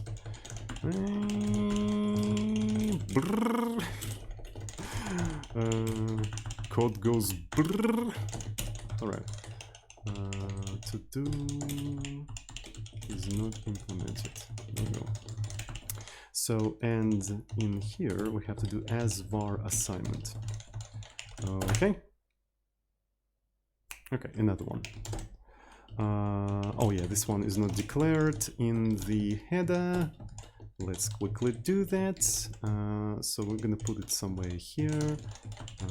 One more time. Kill. Nice. Seems to be compiling. All right. So I think we need to try to run this entire stuff. So I'm gonna uncomment this entire thing, right? And I'm going to try to run the compilation of our nation, and it says that this is an unknown token. And this is because we don't know how to parse this kind of shit. Okay, let's actually go to the parser and parse bang stmt. Okay, so this is what we're doing in here. Cool. If your kind starts with the name, right? If your kind starts with the name and equal to if, we are parsing it as if. If it's not equal to that, we're trying to parse it as an expression, which is not 100% correct. So if it's a name, what I'm thinking is that I actually need to look one token further, right? I need to look one token further and see if after the name there is an equal sign. And if there is equal sign, I'm going to redirect to the assignment parser. That's precisely what I'm going to be doing in here. So it's going to be kind of painful, because now I need to sort of like extend my peak buffer. And I wonder if I can easily do that. Okay, so right now my peak buffer consists of the of one element, right? Is it even possible for me to do something like this, where I could just like extend it, and now peak buffer full is going to be actually peak buffer count, right? So it's going to be peak buffer count, and every time you pick, right? Every time you pick, you can actually specify how further. I don't know how to even call that, offset, how further in the offset you wanna go, right? Essentially, if it's 0, it's gonna basically look at the 0th element. If it's 1, it's gonna look into the next one, and so on and so forth. You know what I mean? But it's gonna like keep this peak buffer in there. It's gonna keep this peak buffer in there. Interestingly enough, maybe it's not that difficult to implement. It's not that difficult to implement. Basically, if you have a peak buffer empty, you fill it up completely, right? You fill it up completely. And every time the user asks for next, you take it from the buffer, right? You just take it from the peak buffer, and again, if it becomes 0, first we fill it up, and then we do the thing. So it may require reorganization and stuff, but I wonder how difficult it would be. And also, we can actually push these peak things as the stack, because it will make it super easy to like remove them from the stack. It's gonna go like the first goes in, the first goes in. It's not gonna be that easy actually. So it has to be Q. It has to be Q, and it's better be some sort of a ring buffer, right? It's better be some sort of a ring buffer. Peak buffer begin, and here's the peak buffer count. And it starts to feel like maybe this entire thing has to be, you know, its own completely like entity. Its own entity and separate it into like a structure. Right, type dev struct. Bang token buffer. Right, so it's going to bang token buffer. So in this entire stuff could be begin and count, and here you can have tokens, and then bang token buffer capacity, right? And then we can say how many of those things we want to have in here, right? So let's say we want to have 2 of them for now, right? So bang token buffer, and this is going to be a peak buffer. There we go. So this is our peak buffer, and essentially every time you ask for a peak with a particular offset, we fill it to the brim first, and then just look into the buffer. All right. This is actually rather interesting. So maybe we can implement some stuff. What do we need for this kind of thing? So bang token buffer push, right? Bang token buffer push, and it's going to accept the buffer as the pointer, and then it's also going to be the token, right? So this one is going to be NQ, so you basically NQ it, and this one is going to be DQ. And to be fair, this could be something like this, because we need to indicate that it's completely empty, right? We need to somehow indicate that it is completely empty. Maybe not. Maybe we can just crash and you can just check whether it's empty by looking at the count, right? By looking at the count,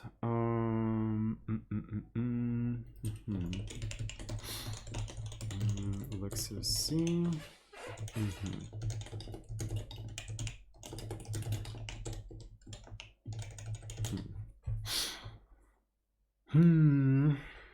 All right, so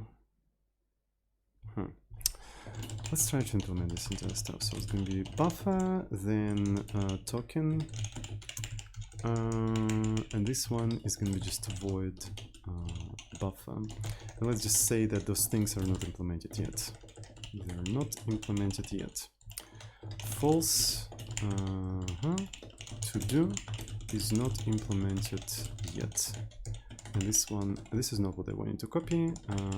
This one is going to be EQ is not implemented yet. There we go. Right. So the peak does all of this stuff, right? It does perform all of this stuff. Look, it looks, it extracts, like it trims the input, then it looks for hard-coded tokens, then it looks for the name token, for string literal and stuff like that. So we actually need to move the entire logic into a separate internal thing, right? Which does not know anything about peak buffer. Right, it doesn't know anything about peak buffer. It just always takes the next token no matter what. Right, it's just like literally the next token. I don't even know how to call this entire thing, but it's going to be bang lexer literally next token. Right. Yeah. So literally the next token. Bang Lexa is going to be, and also is going to return its token via this thing. Right, and I want to move this entire stuff into that function. And again, as I said, it's static, it's internal. The user should never know about this function because the user should not be able to bypass the peak buffer. Otherwise, things may break. Right, so let's actually move this entire stuff there. And here I can probably move it like that. Okay, so that is cool. Now, when you do the peak, the peak now, as far as I know, the peak now contains the offset, how further in the future you want to go. Right, so yeah, offset, cool. This is our offset.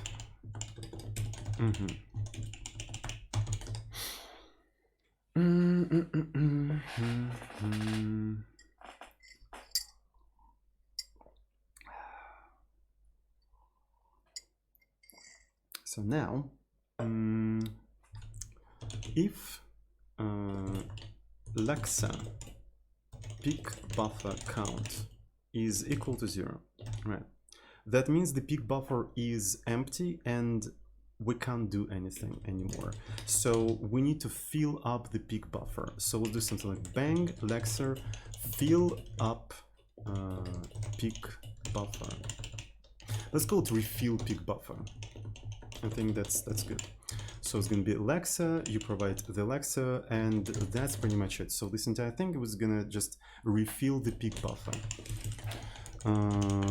So, and this one is not going to return anything, it's just going to be literally bang Lexa, and of course, it's going to be something like that, and we're going to do assert.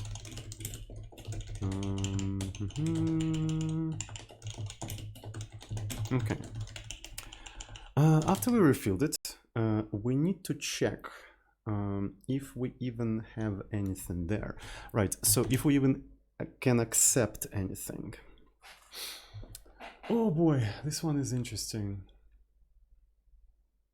Offset. If offset is less than Lexa peak buffer count, then you can try to return something from there, right? So what you can do is maybe you can have bang Lexa.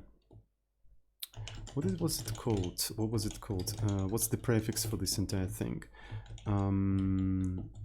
Bang Lexa bank token buffer, right? Bank token buffer get, right? You do bank token buffer get Lexa peak buffer, and what you're trying to get,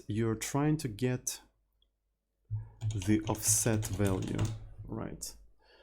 The offset value, and you know that it's gonna be okay. You know that it's gonna be okay. So I suppose we can just return this thing. We can just return this thing. Otherwise, we're going to be returning false. Well, we might as well actually return true in here, right? We might return true and just get rid of the else in here, right? So just return else. Yeah, maybe the thing...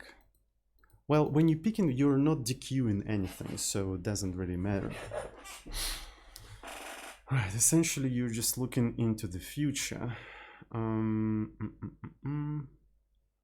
Interestingly enough, I think if you try to look into the future too much, should it be a problem? I don't know. Should we just crash or return false? I think for now we can just return false. Also, here's the thing, here's the static assert that I can try to do, maybe just a regular assert. Offset should be less than bang token buffer capacity, right? That is a completely different kind of bugs that may occur. So here's the peak, right? It has an offset and so on and so forth. Okay, next thing. We need to update bang Lexa next, right? Bang Lexa next. And yeah, now peak actually looks at the zeros one and reveals everything. And well, in here, what we'll have to do, we'll have to actually dequeue one single element if this kind of stuff happens. I think I already wrote enough code to trigger the compilation error trail, so I can just go through the compilation errors and just fix all of that, hopefully. All right, so what do we have in here? So peak buffer full, split token. Oh, spit token. Okay. So when you're trying to spit a token, you're always spitting a token out of the... Okay, that's actually very interesting. So an assumption here has completely changed. Well, yeah, this is not important anymore because this kind of thing, speed token, always should speed the token, no matter what, right? It is not aware of the peak buffer anymore. And it shouldn't add this thing into the peak buffer in the first place. Yeah, it shouldn't do that. Yeah, so none of that should be concerned about peak buffer. Okay, so we can remove all this stuff. Okay, so this one, refill should be static. Sure. Man, this is hard. Okay, bang, implicit declaration. Okay, we need to implement this thing, bang token. And I suppose it's going to just do this kind of stuff. So this is going to be the pointer to this buffer, probably const because I don't plan to change it, and the offset, or maybe like I or something. And let's try to, well, I mean, I could probably rename the function to get in here. All right, so bank token buffer get implicit declaration, so that means we have to add it to the lexa.h, and where's the buffer? Buffer operations, there we go. So what's going to be the next thing in here? All right, so finally we get into the meat of it. So we do the peak, but to do the peak here, we have to put a 0 in here. All right, so if there's no 0 in here, it will be false, and you automatically return false. On top of that, we need to do bang buffer, bang token buffer, token buffer dq. Right, we're going to do dq lexa peak buffer, and that should be it as far as I can tell. Okay, so we're just dequeuing this entire thing.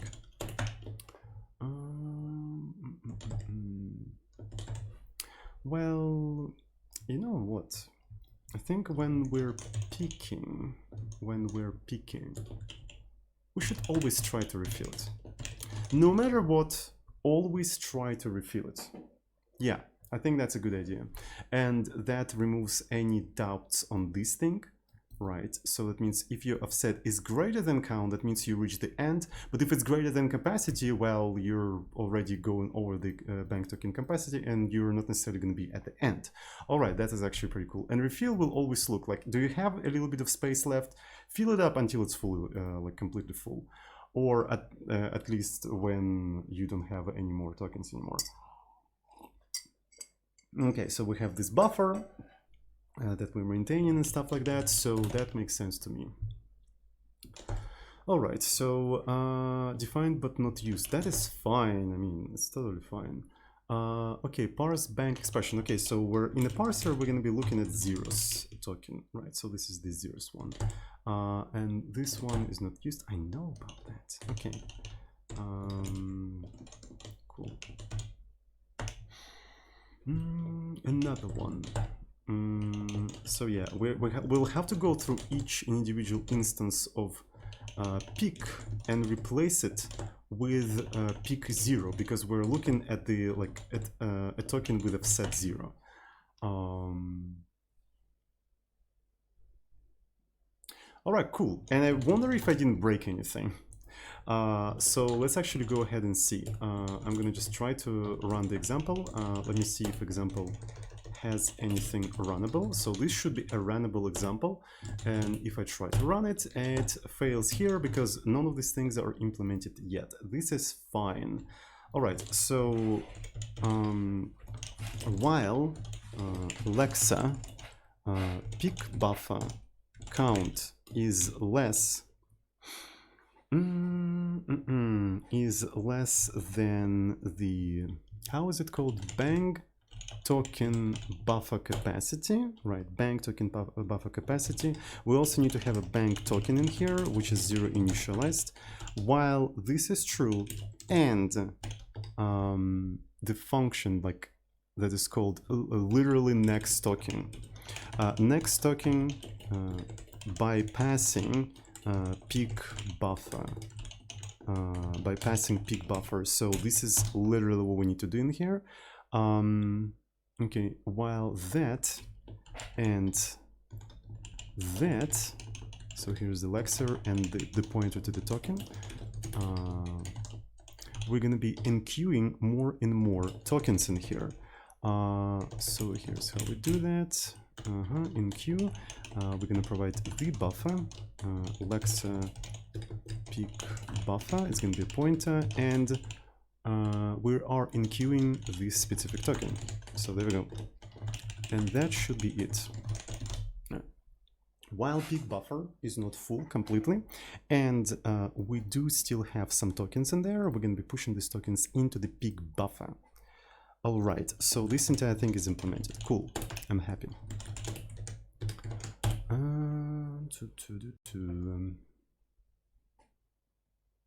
All right, seems to be compiling. So what about runtime errors? Another runtime error. Okay, so here we're starting to get into the meat of the buffer. So now we need to implement operation to enqueue and dequeue stuff. Right, so we're gonna assert that the buffer count is actually less than token buffer bang token buffer capacity. Right, otherwise we won't be able to do that. And since it's a circular buffer, right, since it's a circular buffer, we'll have to figure out the index of this entire thing. So the index is going to be equal to buffer begin plus buffer count, but all of that is actually mod of the capacity. There we go. So we have an index in here. Buffer, is it called tokens? I forgot what it was called. I think it was tokens. Okay, so it's going to be index. There we go. This one doesn't have to be modifiable. All right. So, and that means I can just assign the token in here and then just increase the count by 1. There we go. We implemented buffer enqueue. Right. It's a buffer enqueue. Another one. We need to do buffer dequeue. It's kind of similar. It's going to crash when you try to dequeue when the count equal to 0, right? When the count is equal to 0, and I suppose we need to figure out this kind of thing, right? But in that case, to get the actual element, we have to do something like -1, right? And I think that should work to some extent, right? So count is never going to be yeah, it has to be greater than 0, of course, I'm sorry. Greater than 0, so the only problem could happen when begin is equal to 0 and count is equal to 0. Right, and in that case, it will try to subtract from unsigned integer, but since count is never equal to 0, it's never going to be a problem. Okay, that's cool. So, and then what we need to do, we need to figure out the result, bank token result. And it's going to be basically buffer tokens index. There we go. And then we're going to do buffer count subtract 1, and then we're returning the result. There we go. It's as simple as that. All right, cool. So next one, how do we get an element starting from the index? Well, first of all, we need to check that the index is valid. It has to be less than the count, right? And then, so it could be actually, this is a user index, by the way. This is a user index, and this is going to be internal index. Internal.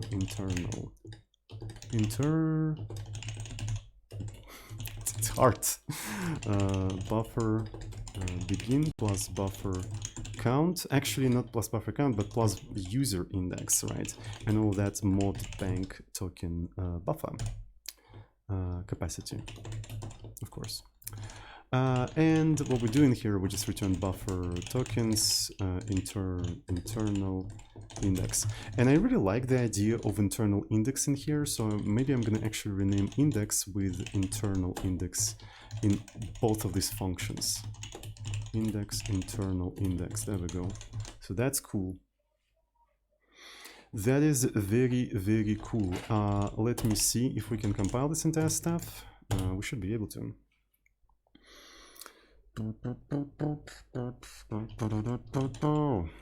Okay, cool. What about runtime shit? Yep. And something broke. Yes. Expected dot but got the name. So that means, I wonder which name did you get? Expected. Okay, so let's find the function parse.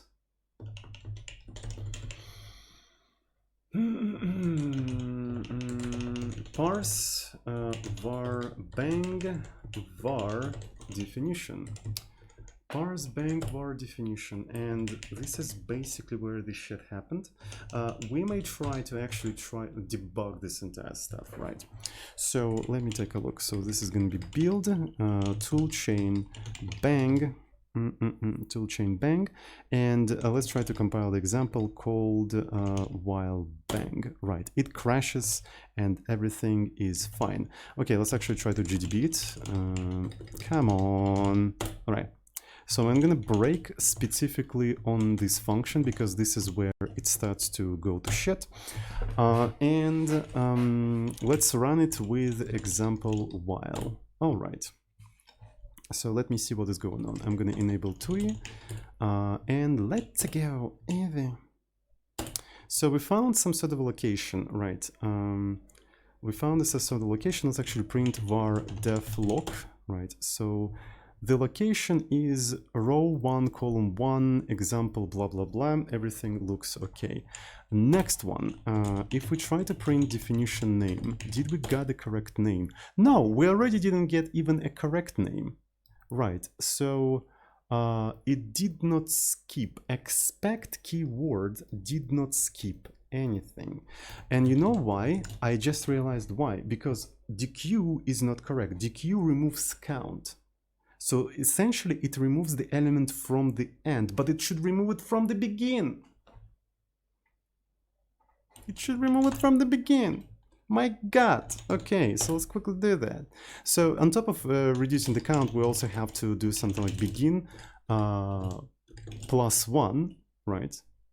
But we have to be super careful because we can overflow. So that means we have to do +1 mod bang token buffer capacity. And then if we try to recompile this entire thing, right? If we try to recompile this entire thing, I think it will work now. I'm pretty sure, I'm quite confident it does in fact work. Look at that. We added look ahead with like several tokens in shit. So right now we can actually look ahead like 2 tokens, but we can actually make it 5. We can make it 100. Well, and it's kind of difficult to imagine a situation when you need to look ahead 100 of the tokens, but we can have at least 10. I dropped the pot. Right. So to distinguish between variable names, right? So here's the interesting thing. Sometimes you have a situation when you're referring to a variable, or referring to a function call, or to an assignment, right? So in all of this situation, look, we need to look into the next value and see that it's a name. Then we need to look into the next token, and if the next token after that one is open parent, we need to dispatch the parsing into parsing function call. If the next token is equal, we need to dispatch the parsing into the assignment, right? So like 2 tokens ahead, I think it's going to be enough for now. I don't know how many we'll need in the future. But we'll see, I don't know. So for now, we're gonna keep 2. For now, we're gonna keep 2. So here's the 2 tokens buffer. And I really like that it's super easy to just extend it as we need it. Right.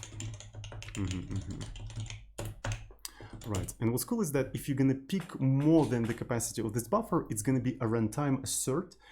And then you can quite easily just go back into this code and just extend how much you need of this buffer. All right, so let's continue the parsing. If I'm gonna go to here and enable this entire thing, right?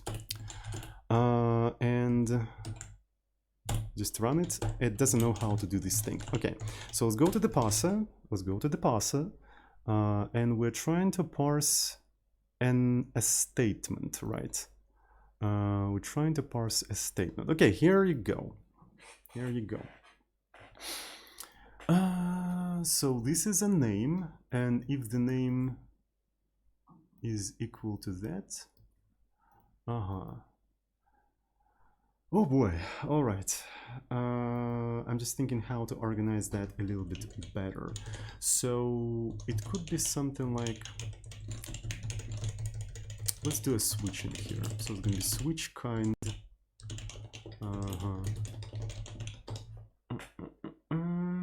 And if the switch kind equal to bang token kind name, right? If it's equal to bang token kind name, we are checking if it's equal to if, right? It's going to be something like this, like that. Token text sv equal okay, sv if. There we go, and in that case, it's going to be like this. There we go. Otherwise, we know that it's a name, depending on what's the next token. So something like bank token next token is going to be 0. So let me actually grab this thing. Next token. And since we're looking ahead, look at that. We need to put a 1 in here. If this thing exists, right? And next token, let's say kind, is equal to the bang token kind equals, and we don't have equals, we'll have to actually edit equal. Then we have to parse bang var assignment, right? And it's going to be arena lexa. There we go. So, and essentially we also have to do something like this, right? So we'll have to do a statement. This is going to be var assignment, and then as var assignment, we're going to be assigning this kind of thing and just simply returning this statement. There we go. Right, cool. So as we have more keywords in here, we're going to have while keyword in here. We're going to be adding these conditions there. Cool. If it's something else, this is probably an expression. So we're going to try to parse it as an expression. All right. So we probably will add another thing in here. So maybe it's going to be some sort of like a kind. If the kind equal to open parent, it's going to be a function call, but we parse function calls always, so it doesn't really matter. Well, I mean, in that case, function call is not a statement, so it doesn't matter. Yeah. Okay, so let's continue. So let's do the test. And what do we have in here? Bank token equal. We need to add another token in here. Okay, so let me quickly do that. So we have a colon, and it's going to be equals. All right, let's go to the compilation errors that will be generated in here. Equals is a hard-coded one, so should be easy to add that one in here. Super easy. And of course I forgot to add this kind of stuff in here, and equals, and of course this one is also going to be 9. Anything else? Bank equals is not handled. Okay, so essentially no expression starts with equals for now, so let's confirm that. Anything else? Equals.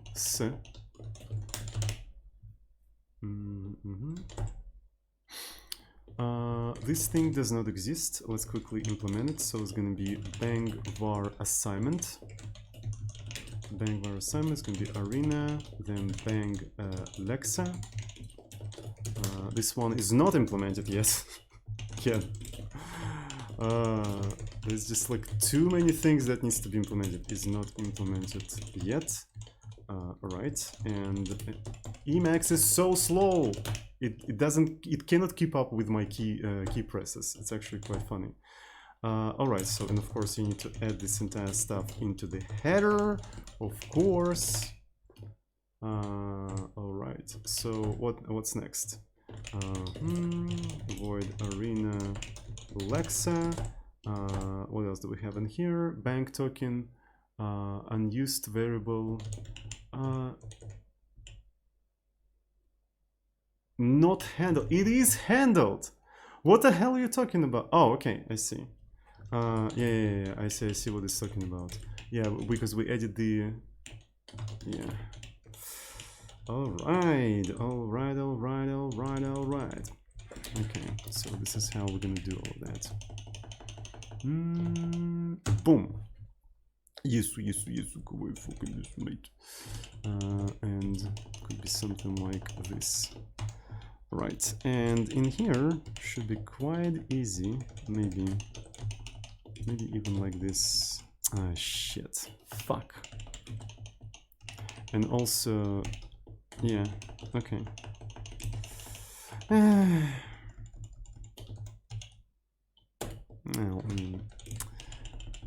Okay, so no statement, we should just say that no statement starts with this kind of thing, right? And this one is going to be a separate situation. There we go. And of course, something went horribly wrong, I think.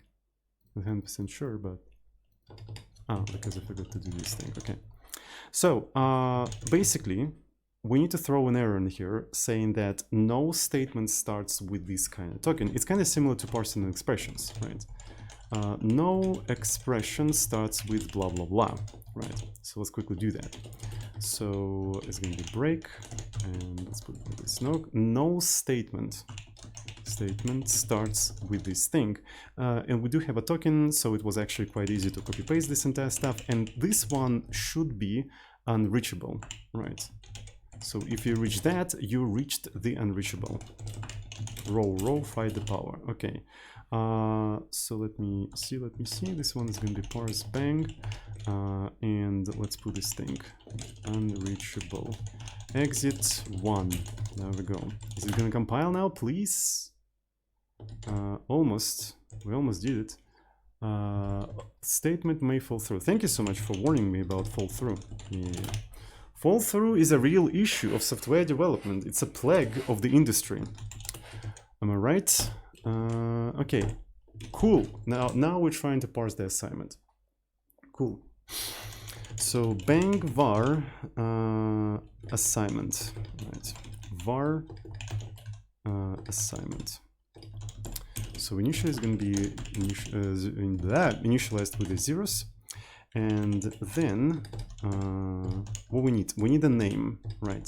So it means we need to expect bang Alexa expect token. So here's the Alexa, and we expect token bang token kind name, and we extract the text out of that. Right. The next thing we expect is equals, right? Expect token equals. There we go. And then we expect an expression. So it's going to be var assign value bang parse bang expression. Alexa. Actually, we have to provide the arena and Alexa. There we go. So, and after that, we can just return the var assignment. Var assignment. There we go. We implemented parsing of the variable assignment. That's how much time it took to implement variable assignment. We had to implement like a look ahead in the Alexa and stuff like that.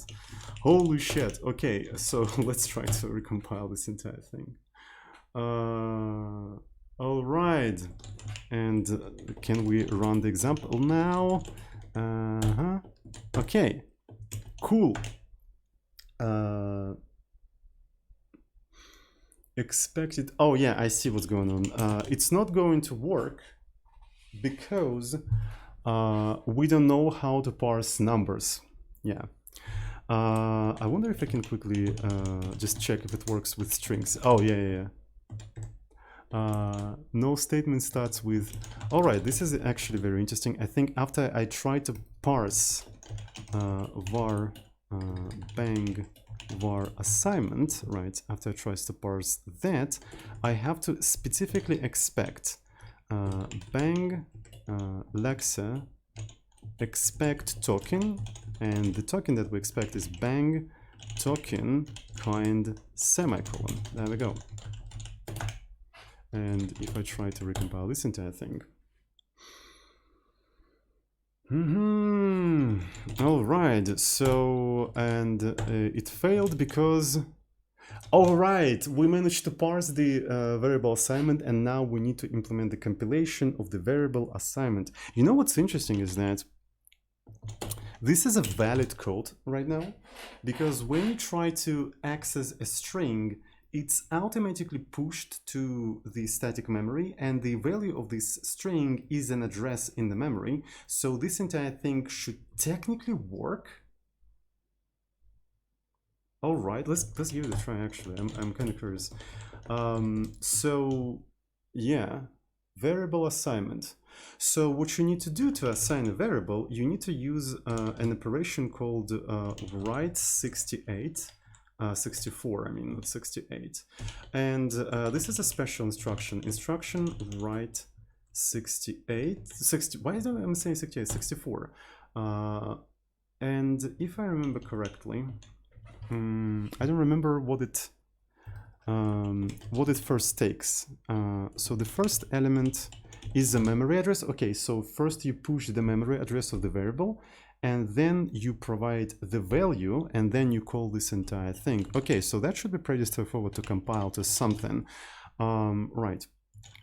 So it's gonna be bosom push instruction. Right, we're pushing the instruction. It's gonna be bosom. What instruction are we pushing? I guess we're not pushing anything yet, because first thing we want to do, we want to compile bang expression. Right, compile bang expression into bosom. I provide the bang, then bosom, right?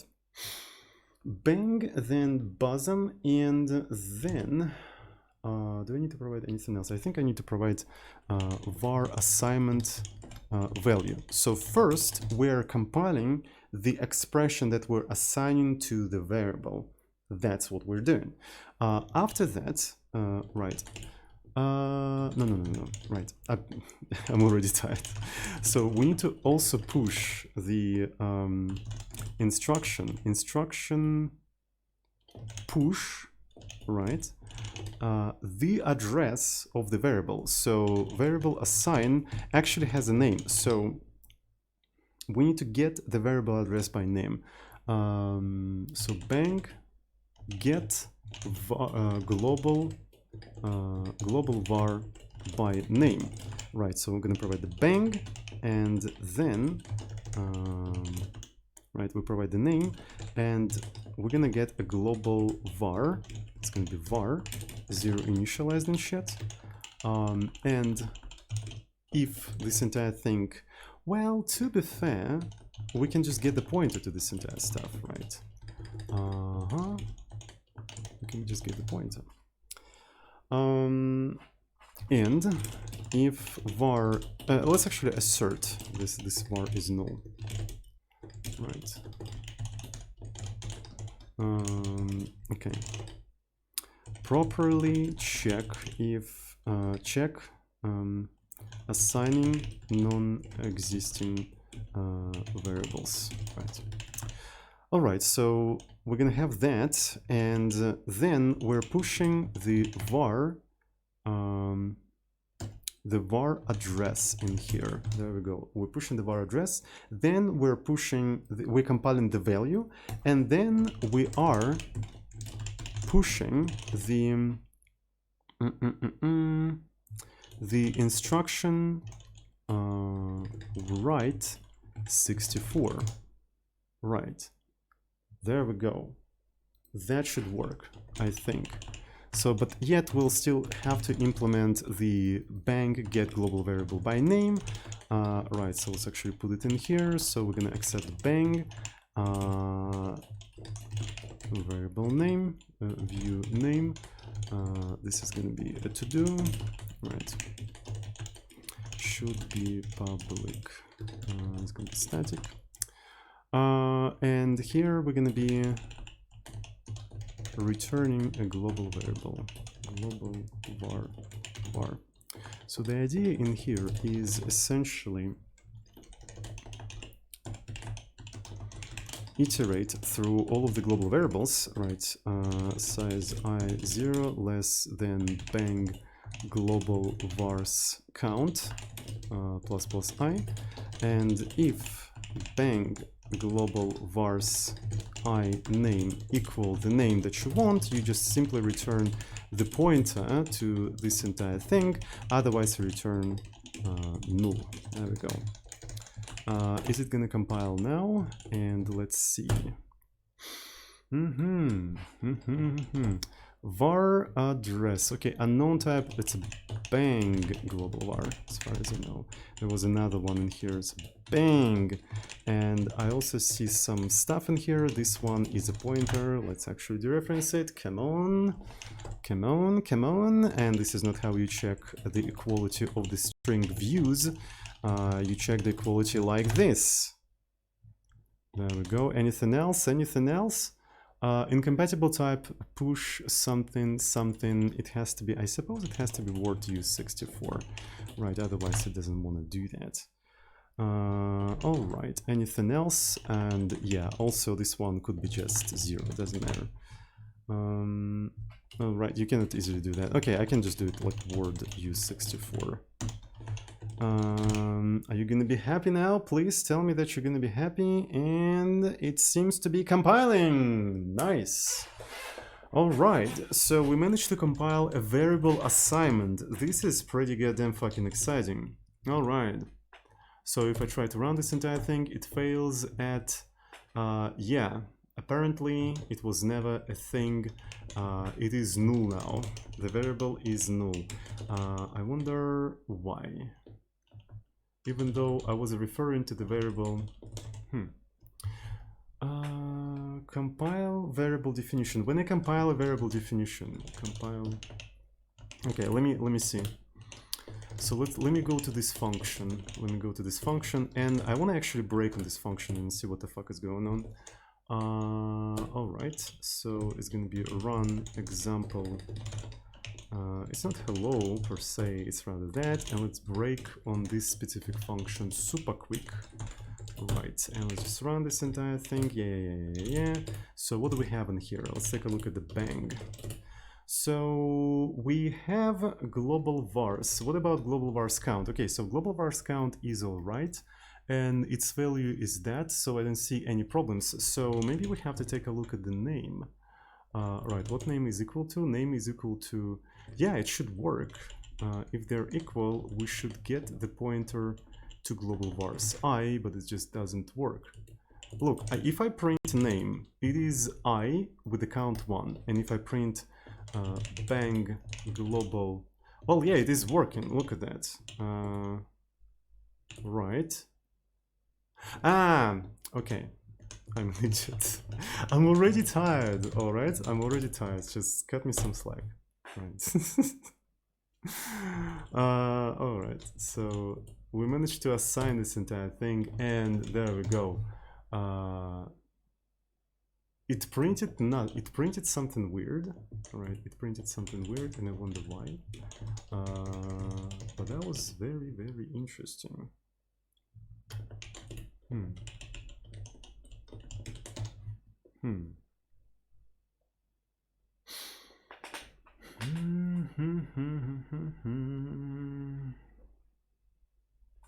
So it was trying to print end, but it printed literally this stuff. It printed literally this stuff.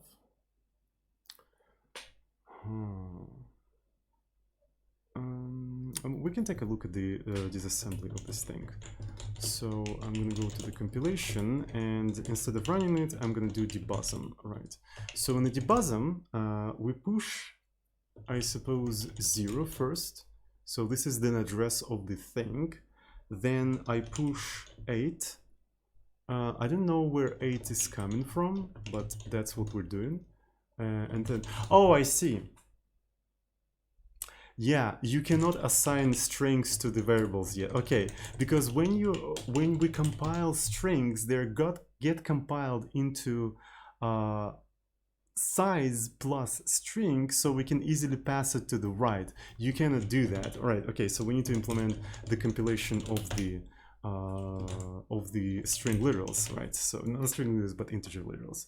Okay, but we're gonna do that on the next stream. So we managed to implement so far global variables, right? We managed to implement global variables, and we managed to implement assignment. The problem is that we don't have anything to assign yet, right? And our ultimate goal is to actually eventually make this example compile.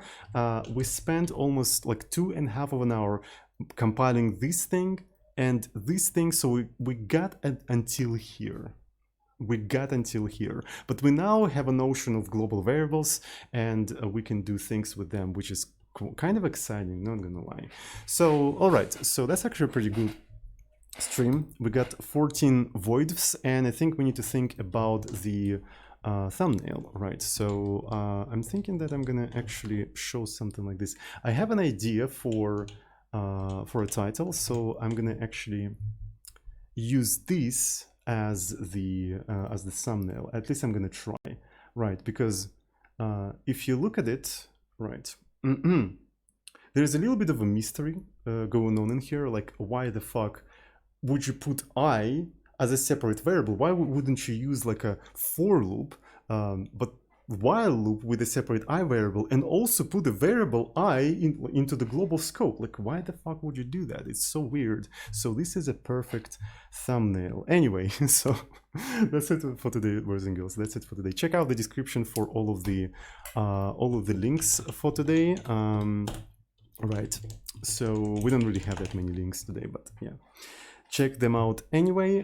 Thanks everyone for watching, and I see you all tomorrow. Hopefully, maybe we'll make this entire example work.